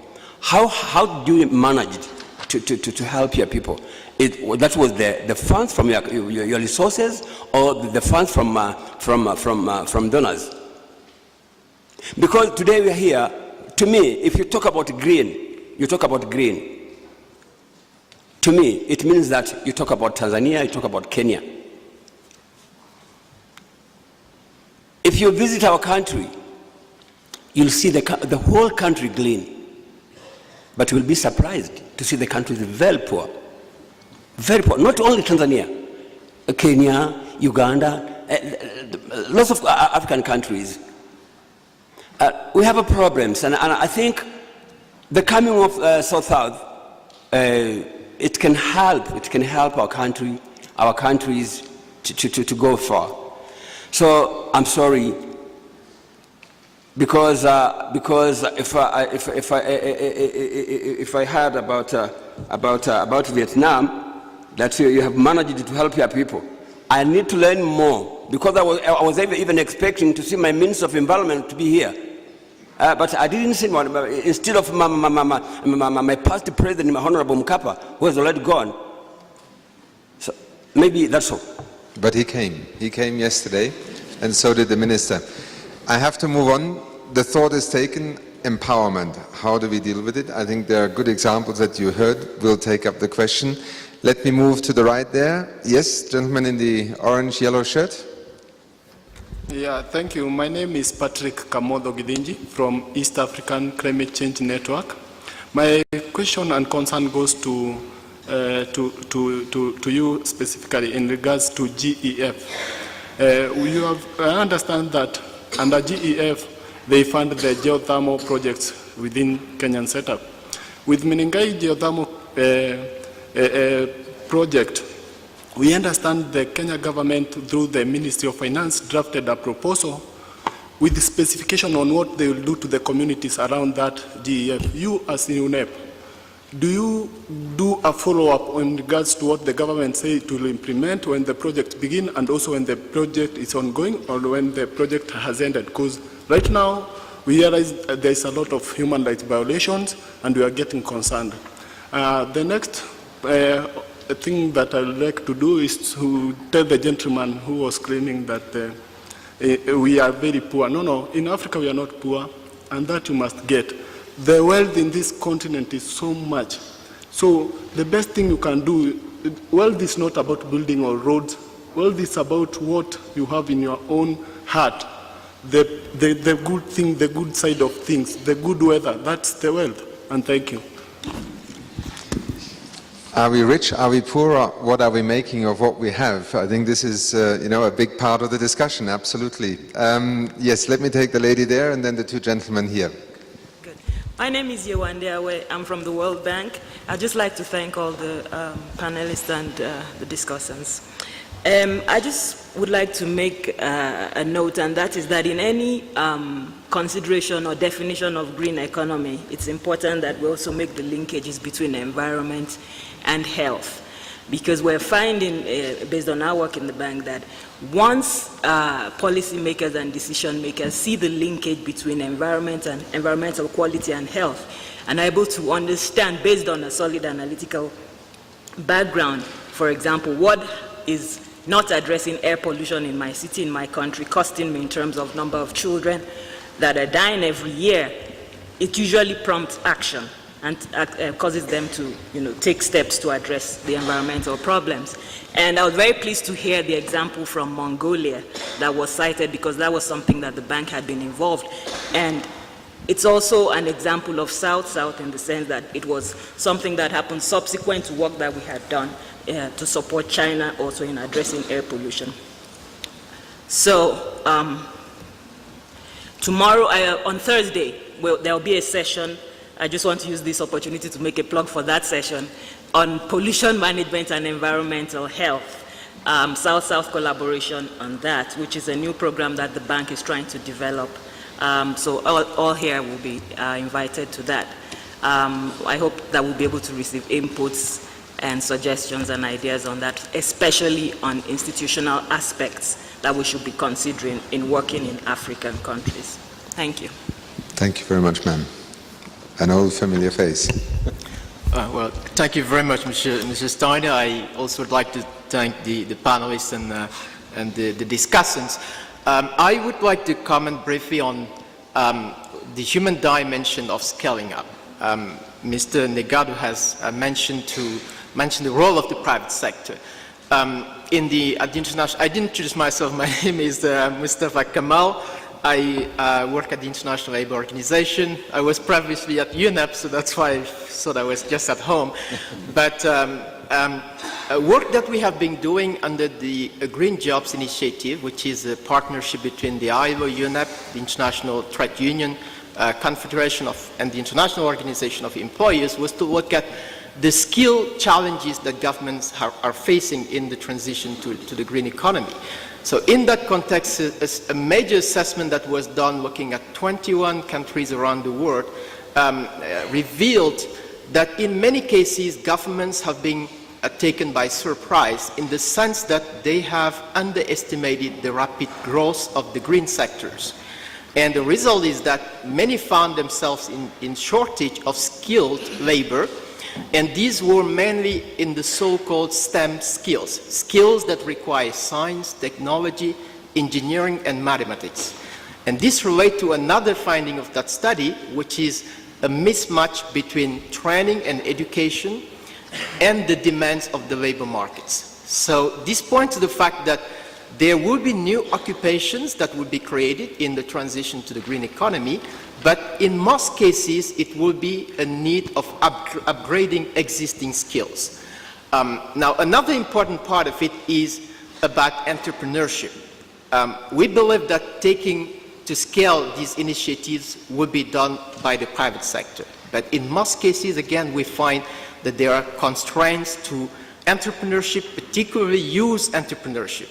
So in the ILO, one of the programs being run at the moment is a youth entrepreneurship facility in Kenya, Uganda, and Tanzania, and you'll find that it will be presented in the exposition. But we find from that work still in progress that when youth are given the training in business development, support in accessing to finance, then many of these initiatives could be scaled up. So my question to Mr. Negato and perhaps my old friend Stephen, that I'm happy to see, what in the context of Africa do you see could be done more in building the skills in engineering, technical, vocational training so that the renewable energy systems can be deployed, and building the entrepreneurship of young Africans to be scaling up these initiatives? Thank you very much. Thank you very much. Good to see you here in ILO colors, but it is precisely this South-South Expo that is also supposed to connect the different agendas, and I'm intrigued that jobs and employment has not come up so often so far, and yet it is one of the greatest challenges, North and South for that matter. I think some of the numbers you have just mentioned and the work that you are leading with the ILO on green jobs is absolutely essential to address one of the questions that our colleague from the Brookings Institute mentioned. Can the green economy deliver jobs, and actually more jobs than just a business as usual? And I think that will be one of the key scaling up debates in public policy, but just as a small aside. Gentleman next to you, yes. Thank you very much. My name is Ahmed Hussein. I am representing the UNRC in Sudan. Just I would like to comment, just a very brief comment on the Miss Varnock, I think, from Vietnam. We have just finalized and completed an overview paper on Sudan and on South-South cooperation, which is in the heart of that paper, this kind of consumer productions or clean production, which is one of the main elements. I think we are going to use or to make the lesson learned from Vietnam vital in this case, and we encourage the government line ministry to deal with that. I think this forum will bring us a very good opportunity for that exercise. For Stephen, I think also I would like to associate myself with my left neighbor, which is the poverty within the region, within East Africa precisely. This is when we say that the expansions of such a kind of industry of sugar, I think still there is some concern from an environment perspective, and also as well from the policy at the level of the governments within these regions or within the other. Still there is a space of policy, it has to be filled. And when we say that, we just have in our mind the sequences of the land and the sequences of fuel versus food, and this dilemma of getting off in this perspective. Coming to South-South cooperation in this perspective, I think it is this is the high time to shift from purely economic development to the more community development agenda, which is, I think it should be in the heart of the leader of these enterprises or this industry, because for many cases it has been totally overlooked. There is no any real deep on the prices of the tariff or even also the decision maker or even the big company always go direct to the benefit or the revenue, rather than looking at how they are going to expand these services to a more remote area and more poor area, and we are approaching the post-2015 agenda, and I think this is one of the crucial areas we have to discuss it. And thank you. Thank you very much. Let me for a moment turn to this part of the room, because otherwise the eyes will stay on the center. Any hands up here? I thought I had seen one earlier on. Left part of the house is quiet. Then let me go. I had the gentleman there, the two gentlemen there, and here in the front, and then I'll come to the right. Yes, please. Thank you, Chair. It's an observation, rather. It goes to Mr. Stephen, because he's been citing Mauritius using bagasse for energy production. Well, it has the merit, the example you've cited has the merit of using a byproduct of an agricultural product, but bagasse is available only 6 months of the year during harvest time. The demerit of such examples is that after that it's a coal-generated plant. And such examples I don't think fits very well in the concept that we are talking of best practices from South-South cooperation. Whereas what should have been flagged is more or less the long-term energy strategic plan for Mauritius, which is aiming at attaining 35% of renewable energy by 2025. Presently we are at 16.3%, and we have so many renewable projects already on the pipeline. I think that would be placing Mauritius in a better perspective in terms of the renewable energy agenda. My second observation goes to Mrs. Fiorella, which I think has been very enriching. Just to share with you that the EU is prospecting of having a similar project in the Indian Ocean concerning e-waste and most probably chemical waste. So I was very delighted to learn from your experience, and might be that will be very helpful for us because we are just baby walking the process right now. That will be very helpful for us. Thank you. Thank you very much. Yes, gentleman there. Thank you. My name is Robert Mwaneki from Kenya. My question is to Stephen Karekesi, and it is with regard to feed-in tariffs. I am aware that Kenya has published regulations on feed-in tariffs since last year, by the Electricity Regulation Commission. And my surprise after perusing through those tariffs is that the levels are pretty low. For example, for solar energy, the feed-in tariff is 11 US cents per kilowatt hour, compared to what is almost 40 US cents for kilowatt hour in UK.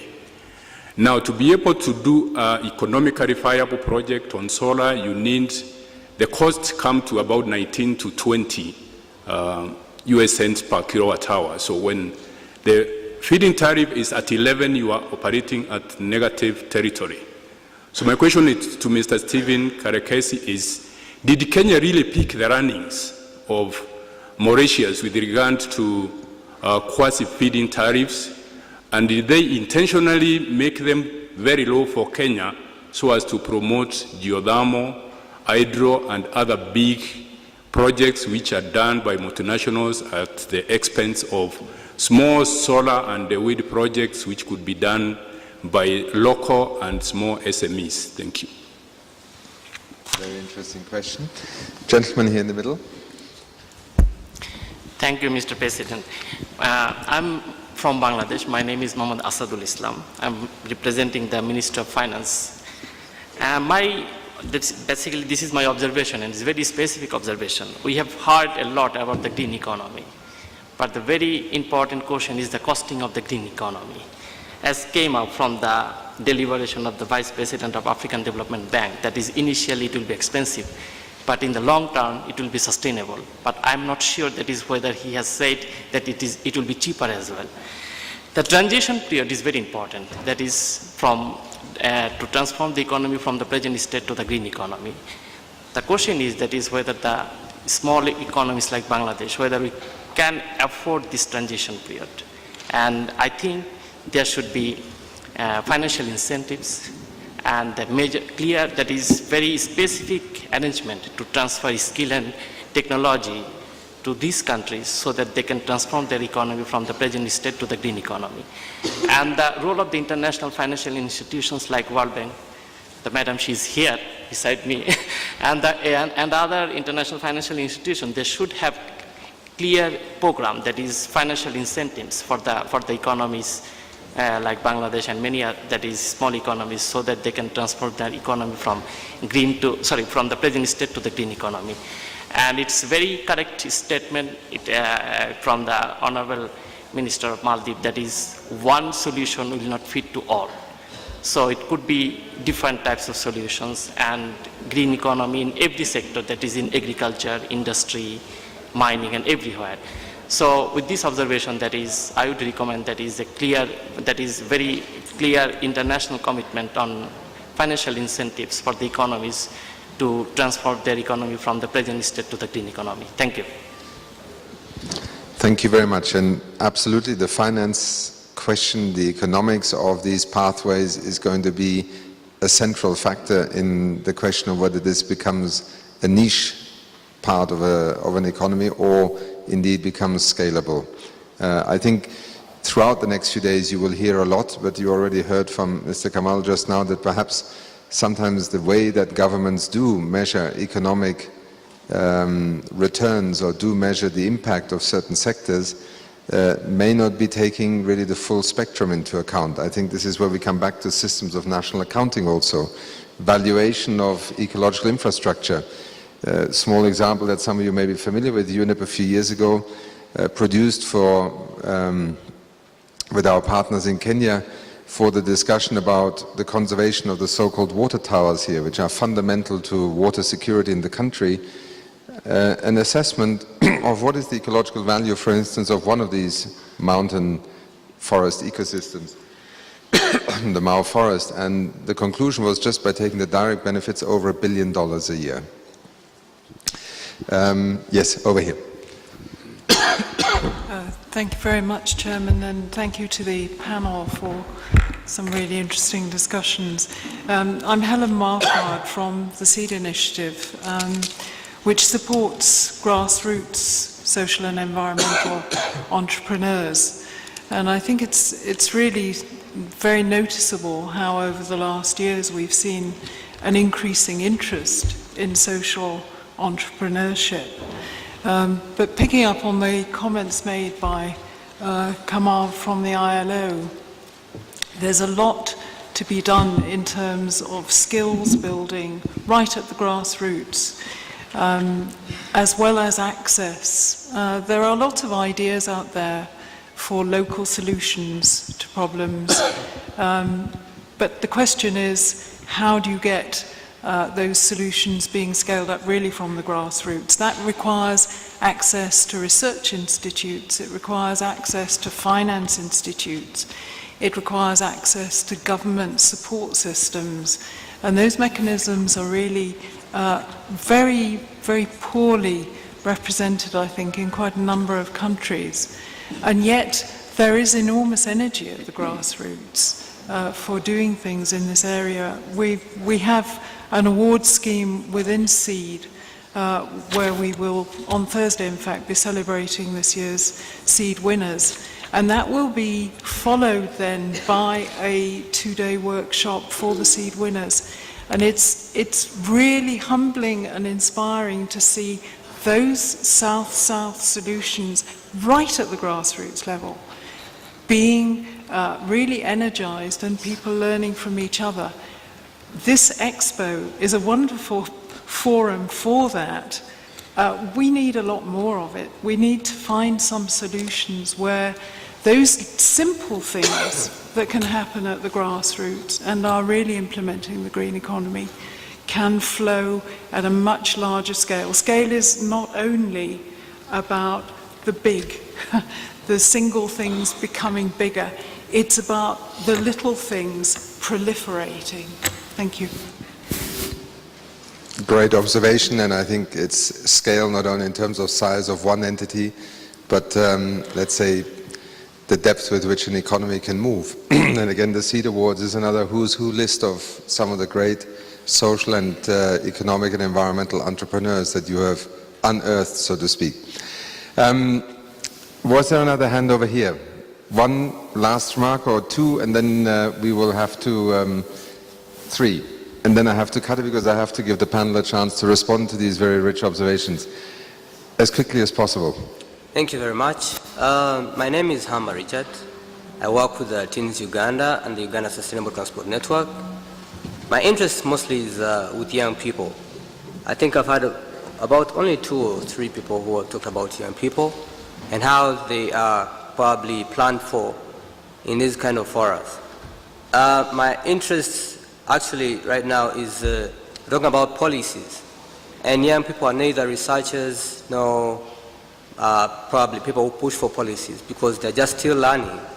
So how do we probably build the capacities of such individuals, especially when we want to engage them into initiatives of sustainable development in our local communities, in our countries, aside just the financing? Because here we're talking about information sharing platforms and then probably encouraging different initiatives even within institutions through trainings and probably such opportunities. Yes, thank you. Thank you. And if you're talking about a region like ours, then the majority of the population is young.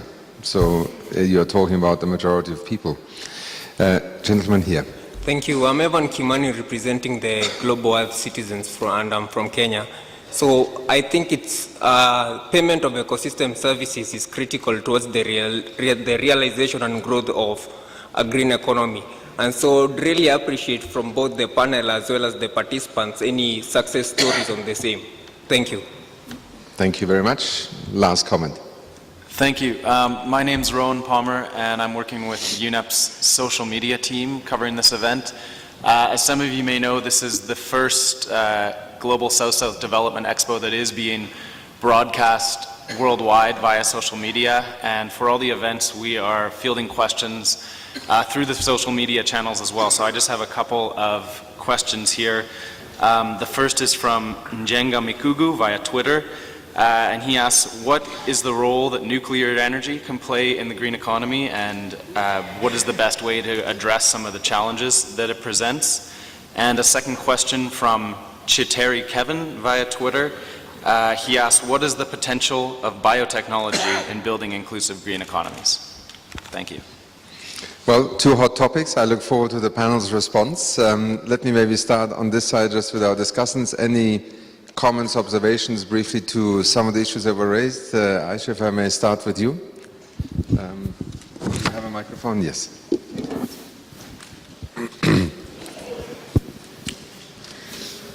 Well, with regard to the maybe the last one related to the nuclear energy, I would say that it's very important. It's participated potentially in encouraging the renewable energy, you know, because especially what we notice in UAE with adapting this green growth strategy, that we have one dedicated stream for the green energy, and under that green energy we are tackling or we are covering all of the issues related to the diversifying our energy resources, so to move toward the renewable energy, especially with the inauguration of the first solar power plant in March 2013 by His Highness the President of UAE, Sheikh Khalifa bin Zayed. So that, you know, added a lot to the energy file in UAE in diversifying the sources that UAE is adapting with regard to energy. So that is one comment that I would like to share with the audience. The other thing is that maybe I will comment on a question or a comment that was raised regarding the green jobs, or how a green economy can participate to green jobs, and it is participating in that and encouraging or creating new jobs, because from our preliminary studies that we conducted for the green economy or the green growth strategy that we had, we conducted a study for the integrated impact assessment of the green economy on UAE community, and the macroeconomic study. We conducted as well a macroeconomic study, and from there we found that green jobs can create a lot, I would say thousands of jobs in UAE, and create green investment as well toward to work in UAE, you know, and creating more and more projects. So it is indeed a potential opportunity to create more and more jobs in a green economy. Thank you very much. Thank you very much. Professor Chilun. So, 1 or 2 minutes, because our interpreters will also finish. Okay, so just learn two examples. So I was thinking maybe one of the best examples would be not if you don't have an Expo yet, in future it would be a green campus example in a developing country, and if you have the best green campus, so the students, future sustainability leaders can experience in the first hand all these green technologies, more renewable energy, and more the green technologies on the first hand, and maybe even developed countries or the leading countries or southern countries as well can display the best technologies in this campus. Then it seems to me it would be a great example of learning and nurturing future sustainability leaders. So this is one example for future. And another example, just continuing what I started for rural development. In my view, renewable energy driving refrigerator introduction would be one of the best solutions to improve well-being of herders around the world, and farmers as well, and that would be, it seems to me, one of the best innovation what we can do for Mongolia. For example, for Mongolia, what we are having, what kind of problems is during not disastrous conditions, livestock numbers are increasing, and we are having more grazing, overgrazing, and degrading rangelands, grasslands. However, when we have disasters like drought followed by drought, we are having a huge number of livestock is lost, and which is bringing huge social, economic losses as well. And as a result of this kind of climate change related to disasters, a lot of from rural to urban migration is coming. And interestingly, this kind of environment problem is related to climate change in Mongolia as well. So as a solution, we feel have better meat processing industries to be developed in the countryside. There is a lot of potential for future improved well-being for many people, not only in Mongolia, around the world, I think. Thank you very much. Yeah, just very quickly, Stein. The lady from one of the local banks asked about how they should get involved. You know, this is early stages in this transition to a green economy. So any bank institution that finds ways, whether it's through their due diligence work, through their corporate social responsibility, to encourage lending and related activities around green economies, you will place yourself in the forefront of this emerging economy. So I would strongly encourage, and institutions like UNEP can even help you better understand where it is that you can position yourself to be a key player. Colleague from ILO, you raised the issue of skills and around the STEM areas. Look, the key thing here is, how do we link the labor supply and demands, and how do we find the equilibrium there? The green economy will create its own sets of jobs, but there are different sets of jobs, not the usual, brick and mortar types of jobs. So I think for me the focus is on really skills, but not only to be employed in jobs, but to create jobs, to be entrepreneurs. And I think this is an area where ILO is doing a lot to match this. Lastly, though, the gentleman from Bangladesh, you are asking whether this is cheap or not. No, green is not cheap. Green is not cheap. If you're looking for something in the cheap, then this is not where it should be. Of course, prices will come down. Over time, over scale, prices will come down, but it is not qualitatively cheap. So, to say whether you'll do this, if the World Bank puts a new facility for you to do this, no, this is not an option. I think we should be discussing how do you do it, and not whether you will do it if this and that happens. So, anyway, let me stop there and hand over. Thank you. Thank you very much. Thank you for all the questions that have been raised. I think collectively, without addressing any one particular person, I would say that we have reached a stage where we don't question whether we should go towards a green economy or not. The time is now.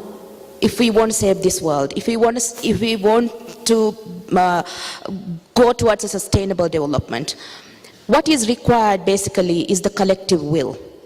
That is through the policymakers, through private-public partnerships, everybody. This also needs to be translated through the grassroots level, in the sense like students. The curriculums need to change. The awareness needs to be brought about. Otherwise, the consequences would be huge in terms of economic, social, and human rights issues. Somebody asked about the green jobs.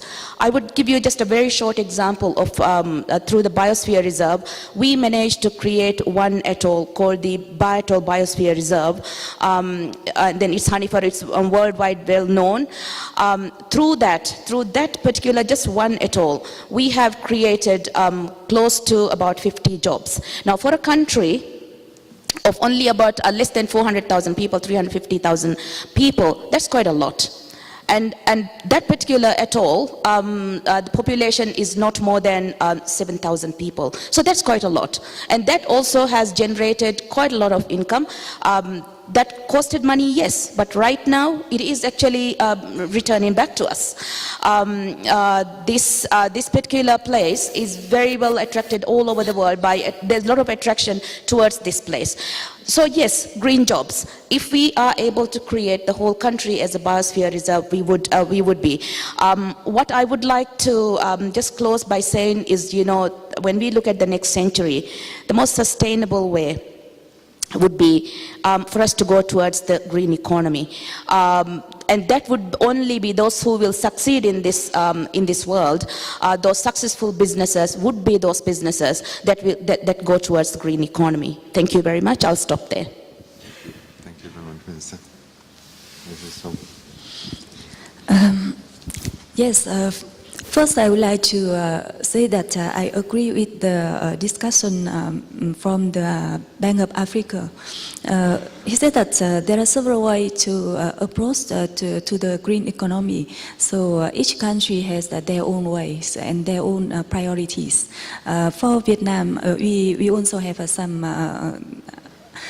priorities, not only cleaner production implementation approach. And come back to the comment and the question from the discussion from the UAE. The result of the Vietnam Clean Production Center is not only 500 enterprise implemented CP projects, but it's more than 1,000. But it's from compared between VNCPC, Vietnam Clean Production Center, with other organizations. So it's not easy to achieve that number. From the government, we carried out some support for the Cleaner Production Center. We, as you may know, we organize every 2 years national roundtable.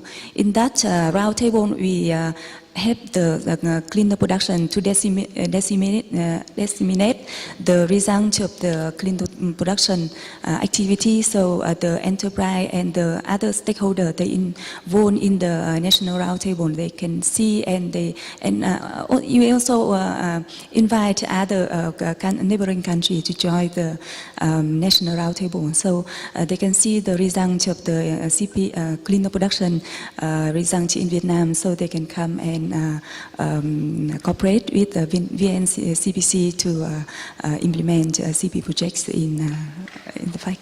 So that's I would like to share with you. Thank you very much. Stephen. Thank you very much. I will probably start by responding to a couple of the specific questions and then make a quick comment, a general one. I think the first one was that the tariff, the price paid for solar energy is rather too low to promote solar power within the country in Kenya, and I fully agree with that. But my appeal to the colleagues working in solar is not to give up, because even for cogen, it started off at 6 US cents and eventually increased to 10 US cents. So there are opportunities to increase it. And there are generally several windows. The way it was done in cogen, you basically wait for 2 key policy windows to push for higher prices. One, the policymakers may change, so you get a new policymakers coming on board. And for example, the regulator in Kenya is about to be changed. That's a very good opportunity to push for higher prices for your solar. The second one is to wait for a power crisis. You know, there is usually a drought. Oil prices sometimes go up. That is the time to push for high prices for your renewables. And you usually can make a break in that particular policy window. The other sort of option you can also think about is to push the idea that feed-in tariffs should support first movers and therefore should get exceptionally high prices just to open the market. And I think that really works well, and that's an argument that can make to the new policymakers. And then thirdly, there is one which actually links to the job question, which is what I will end with, is that if you push for reversible meters, that is basically people pay for what they actually consumers are paying. So that allows them to put up solar PVs, all kinds of renewables. And what it does also, it promotes small enterprises. I think there was a lady who mentioned the importance of small scale up. Reversible meters are a very powerful way of stimulating SMEs across the board on a wide range of renewables. And that will really be one of the policy measures that I would really appeal people to push for. reversible meters make a huge difference. It's a very small change, but enormous change in 10 years' time. And therefore will generate jobs, will generate skills, will generate the enterprise development that our colleague from ILO was mentioning. I will stop there. Thank you. Very good, Stephen. Thank you. I'll quickly try to address both questions made. If I don't go fully in depth, please do approach me. We're here to share. I should mention that one particular characteristic of Peru is that environmental regulation of economic activities is done by each sector. So, for example, our Ministry of Production is in charge of regulating environmental regulations for fishery manufacturing. Energy mine does the same for electricity, fossil fuel, mining, etc. And that's how it's been until the Ministry of Environment was created in 2008. But when it was created, we maintained that arrangement. So mostly what we provide is a framework and basically try to level the playing field across all the sectors. And that's why it's so important for us, our national environmental management system, because it's this complex system with its subsystems of territorial system, the national government, the regional government, the local government.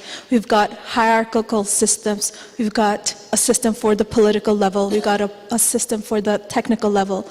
And then we've got functional systems to deal with, for example, the environmental impact assessment, because currently each sector has their own regulation on how they go about that. Same thing with enforcement, same thing with naturally protected areas and water resources. So slowly, we're trying to transition to where all of the environmental regulation of each sector is aligned to our framework environmental policies. But again, like I said, we were just created in 2008. It's going to be a slow process. And in the meantime, we need to find other creative means to try to work from the inside, I guess, out. And that's why for us, the chemical group, which I'm secretary to, it was so important to empower them. The secretary group, again, it's a technical level within our national system. It's a sectorial level. And one thing that, why it was so important to do the network initiative is because until we waited for each sector to align their information system, until we waited for them to generate, at least in this group, we could start seeding that within each sector. And then regarding, I guess, waste management, we're taking 3 approaches to try. Could we draw your attention?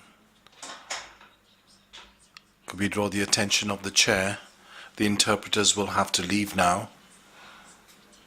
Sorry about that. Of the pollutant release and transfer registry that we're trying to implement, where we're also going to require economic agents to report on the hazardous waste that they're generating.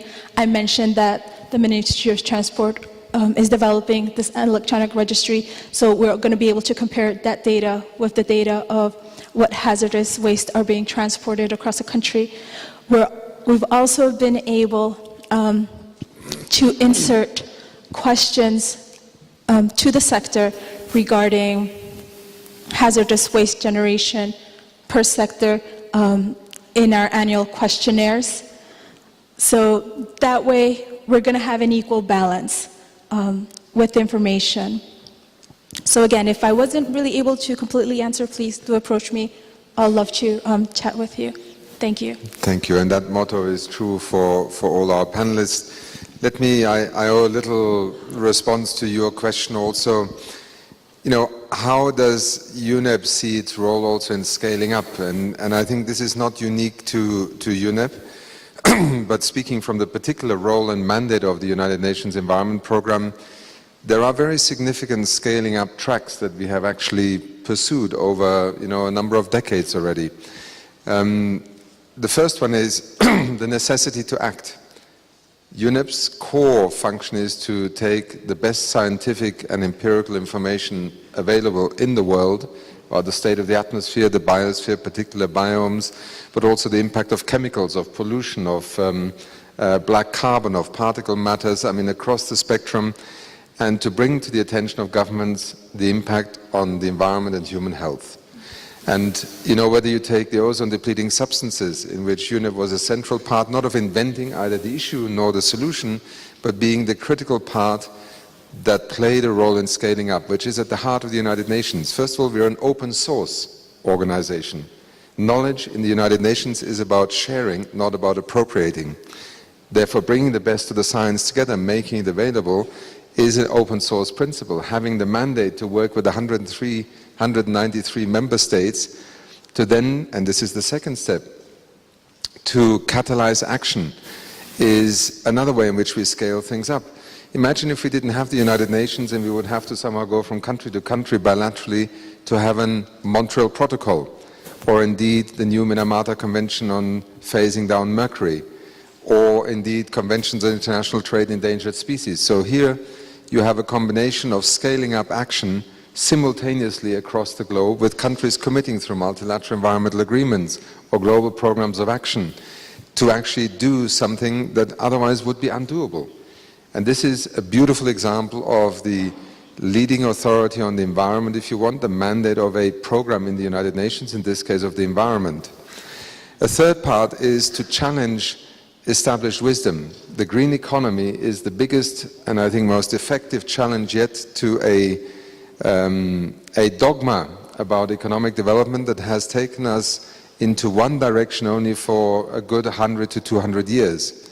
That somehow, you know, economic progress will always be at the cost of the environmental dimension, and that environmental progress will always constrain, as Gabriel said, you know, economic progress. Today we have a global conversation, and again, UNEP didn't invent it, but UNEP played an enormously important role in bringing it to the global stage, in being part of a United Nations family with the ILO, with UNIDO, with UNDP, with WHO, looking at health sectors, industry sectors, the whole question of labor. In fact, it was the ILO Assembly this year which surprised me when labor, employers and governments together took green jobs into the heart of the ILO's mandate. UNIDO with green industrialization. This is, I think, the impact that UNEP can bring to scaling. Equally, at a very more specific level, I just want to pick up the comment on banks. We have since over 15 years a network called the UNEP Finance Initiative. It brings together 200 of the world's leading financial insurance institutions in the world that actually finance a joint work program with us and amongst themselves to address the question of how the finance sector can play a role. A very simple example, if you want to have more forests to deal with biodiversity but also carbon sequestration, and we want the private sector to become a financier in, what is holding it back? UNEP began to work on this question in the context of RED to address a simple but very fundamental part. Can insurance products be developed that would lower the risk, not in the sense of partial risk guarantees now, but of the private sector in its own economy, handling risk with products that the insurance sector is perfectly conditioned to provide, but at the moment does not exist. Geothermal, it was UNEP with a view that renewables needed to be part of the energy options mix that for the last 25 years has been telling the world that the argument that it's not available, it's too expensive, it's not deployable, it cannot sustain an economy, are all prejudices, proven factually wrong with every decade that has passed. And that is why I think we have played, in a minuscule role, a critical part in raising the confidence of governments, of private investors to go down the renewable energy path. And I think this is part of the scaling up role that we can play, and I don't want to avoid also the question of biotechnology and nuclear energy. Let me be very clear, I agree entirely with Aisha that every country should make its own choice about which technology paths or mixes it will choose. What I would say is there are two choices with both biotechnology and nuclear energy. One is the basic strategic choice, do I want to go with a technology that has a number of implications that are not necessarily as controllable as that of other options? True in the biotechnology sector, true in the nuclear energy sector. But I think what will actually decide this discussion about both will be that are there better alternatives to choose from? And that is our role, which is to create alternatives and options for governments in order to have not one size fits all, but rather to have choices that governments, societies can make.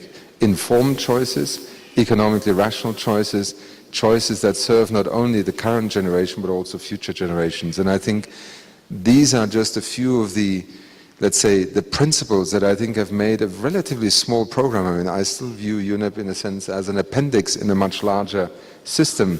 But strategically deployed time and again over the last 40 years, it has been central to scaling up things that were considered unscalable, irrelevant, marginal, and by being located here in Nairobi from day one in Kenya, rooted very much in the development discourse about people, livelihoods, jobs, poverty, and the opportunity to move beyond that discourse. Because if we are still discussing in 20 years how we can eradicate poverty, we are all failing in our jobs. And that is why I think the green economy discourse is also perhaps the biggest success story yet of UNEP being at the forefront of scaling up the space in the public policy domain, but also in the markets of the world for a transition at scale to begin to occur. And our biggest surprise was the Green Economy Report 2-3 years ago, which, to our own surprise, demonstrated that in fact the world had already begun to scale it up in all sorts of ways, and we just hadn't realized quite how far and how deep it has gone. You have seen the spectrum of countries here today. You will hear much more in the coming days through the lens of health, industry, development, energy, on where these scaling up efforts are happening, and they're happening in today's economy. And countries are better off. Because if you look at some of the most progressive countries, and the ones who are making the greatest progress on social and economic sustainability, it is in fact countries that also fit very much within the frontier of the green economy policy arena. So I hope that with this fascinating panel, both to our discussants and to our presenters, you have had a wonderful introduction to many more fascinating sessions over the coming 2-3 days. I thank you for making the presentations you have done this morning, to you as discussants, and to all of you who have contributed to this debate this morning. Thank you very much. Have a good day.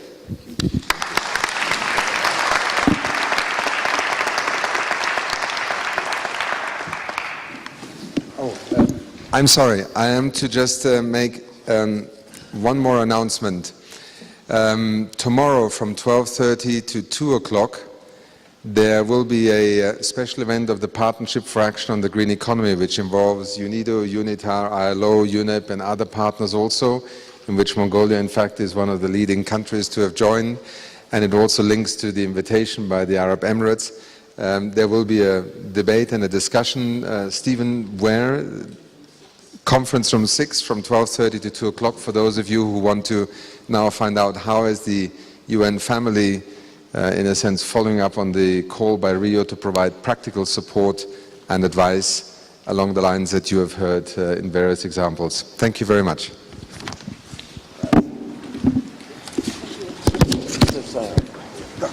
How are you? Oh,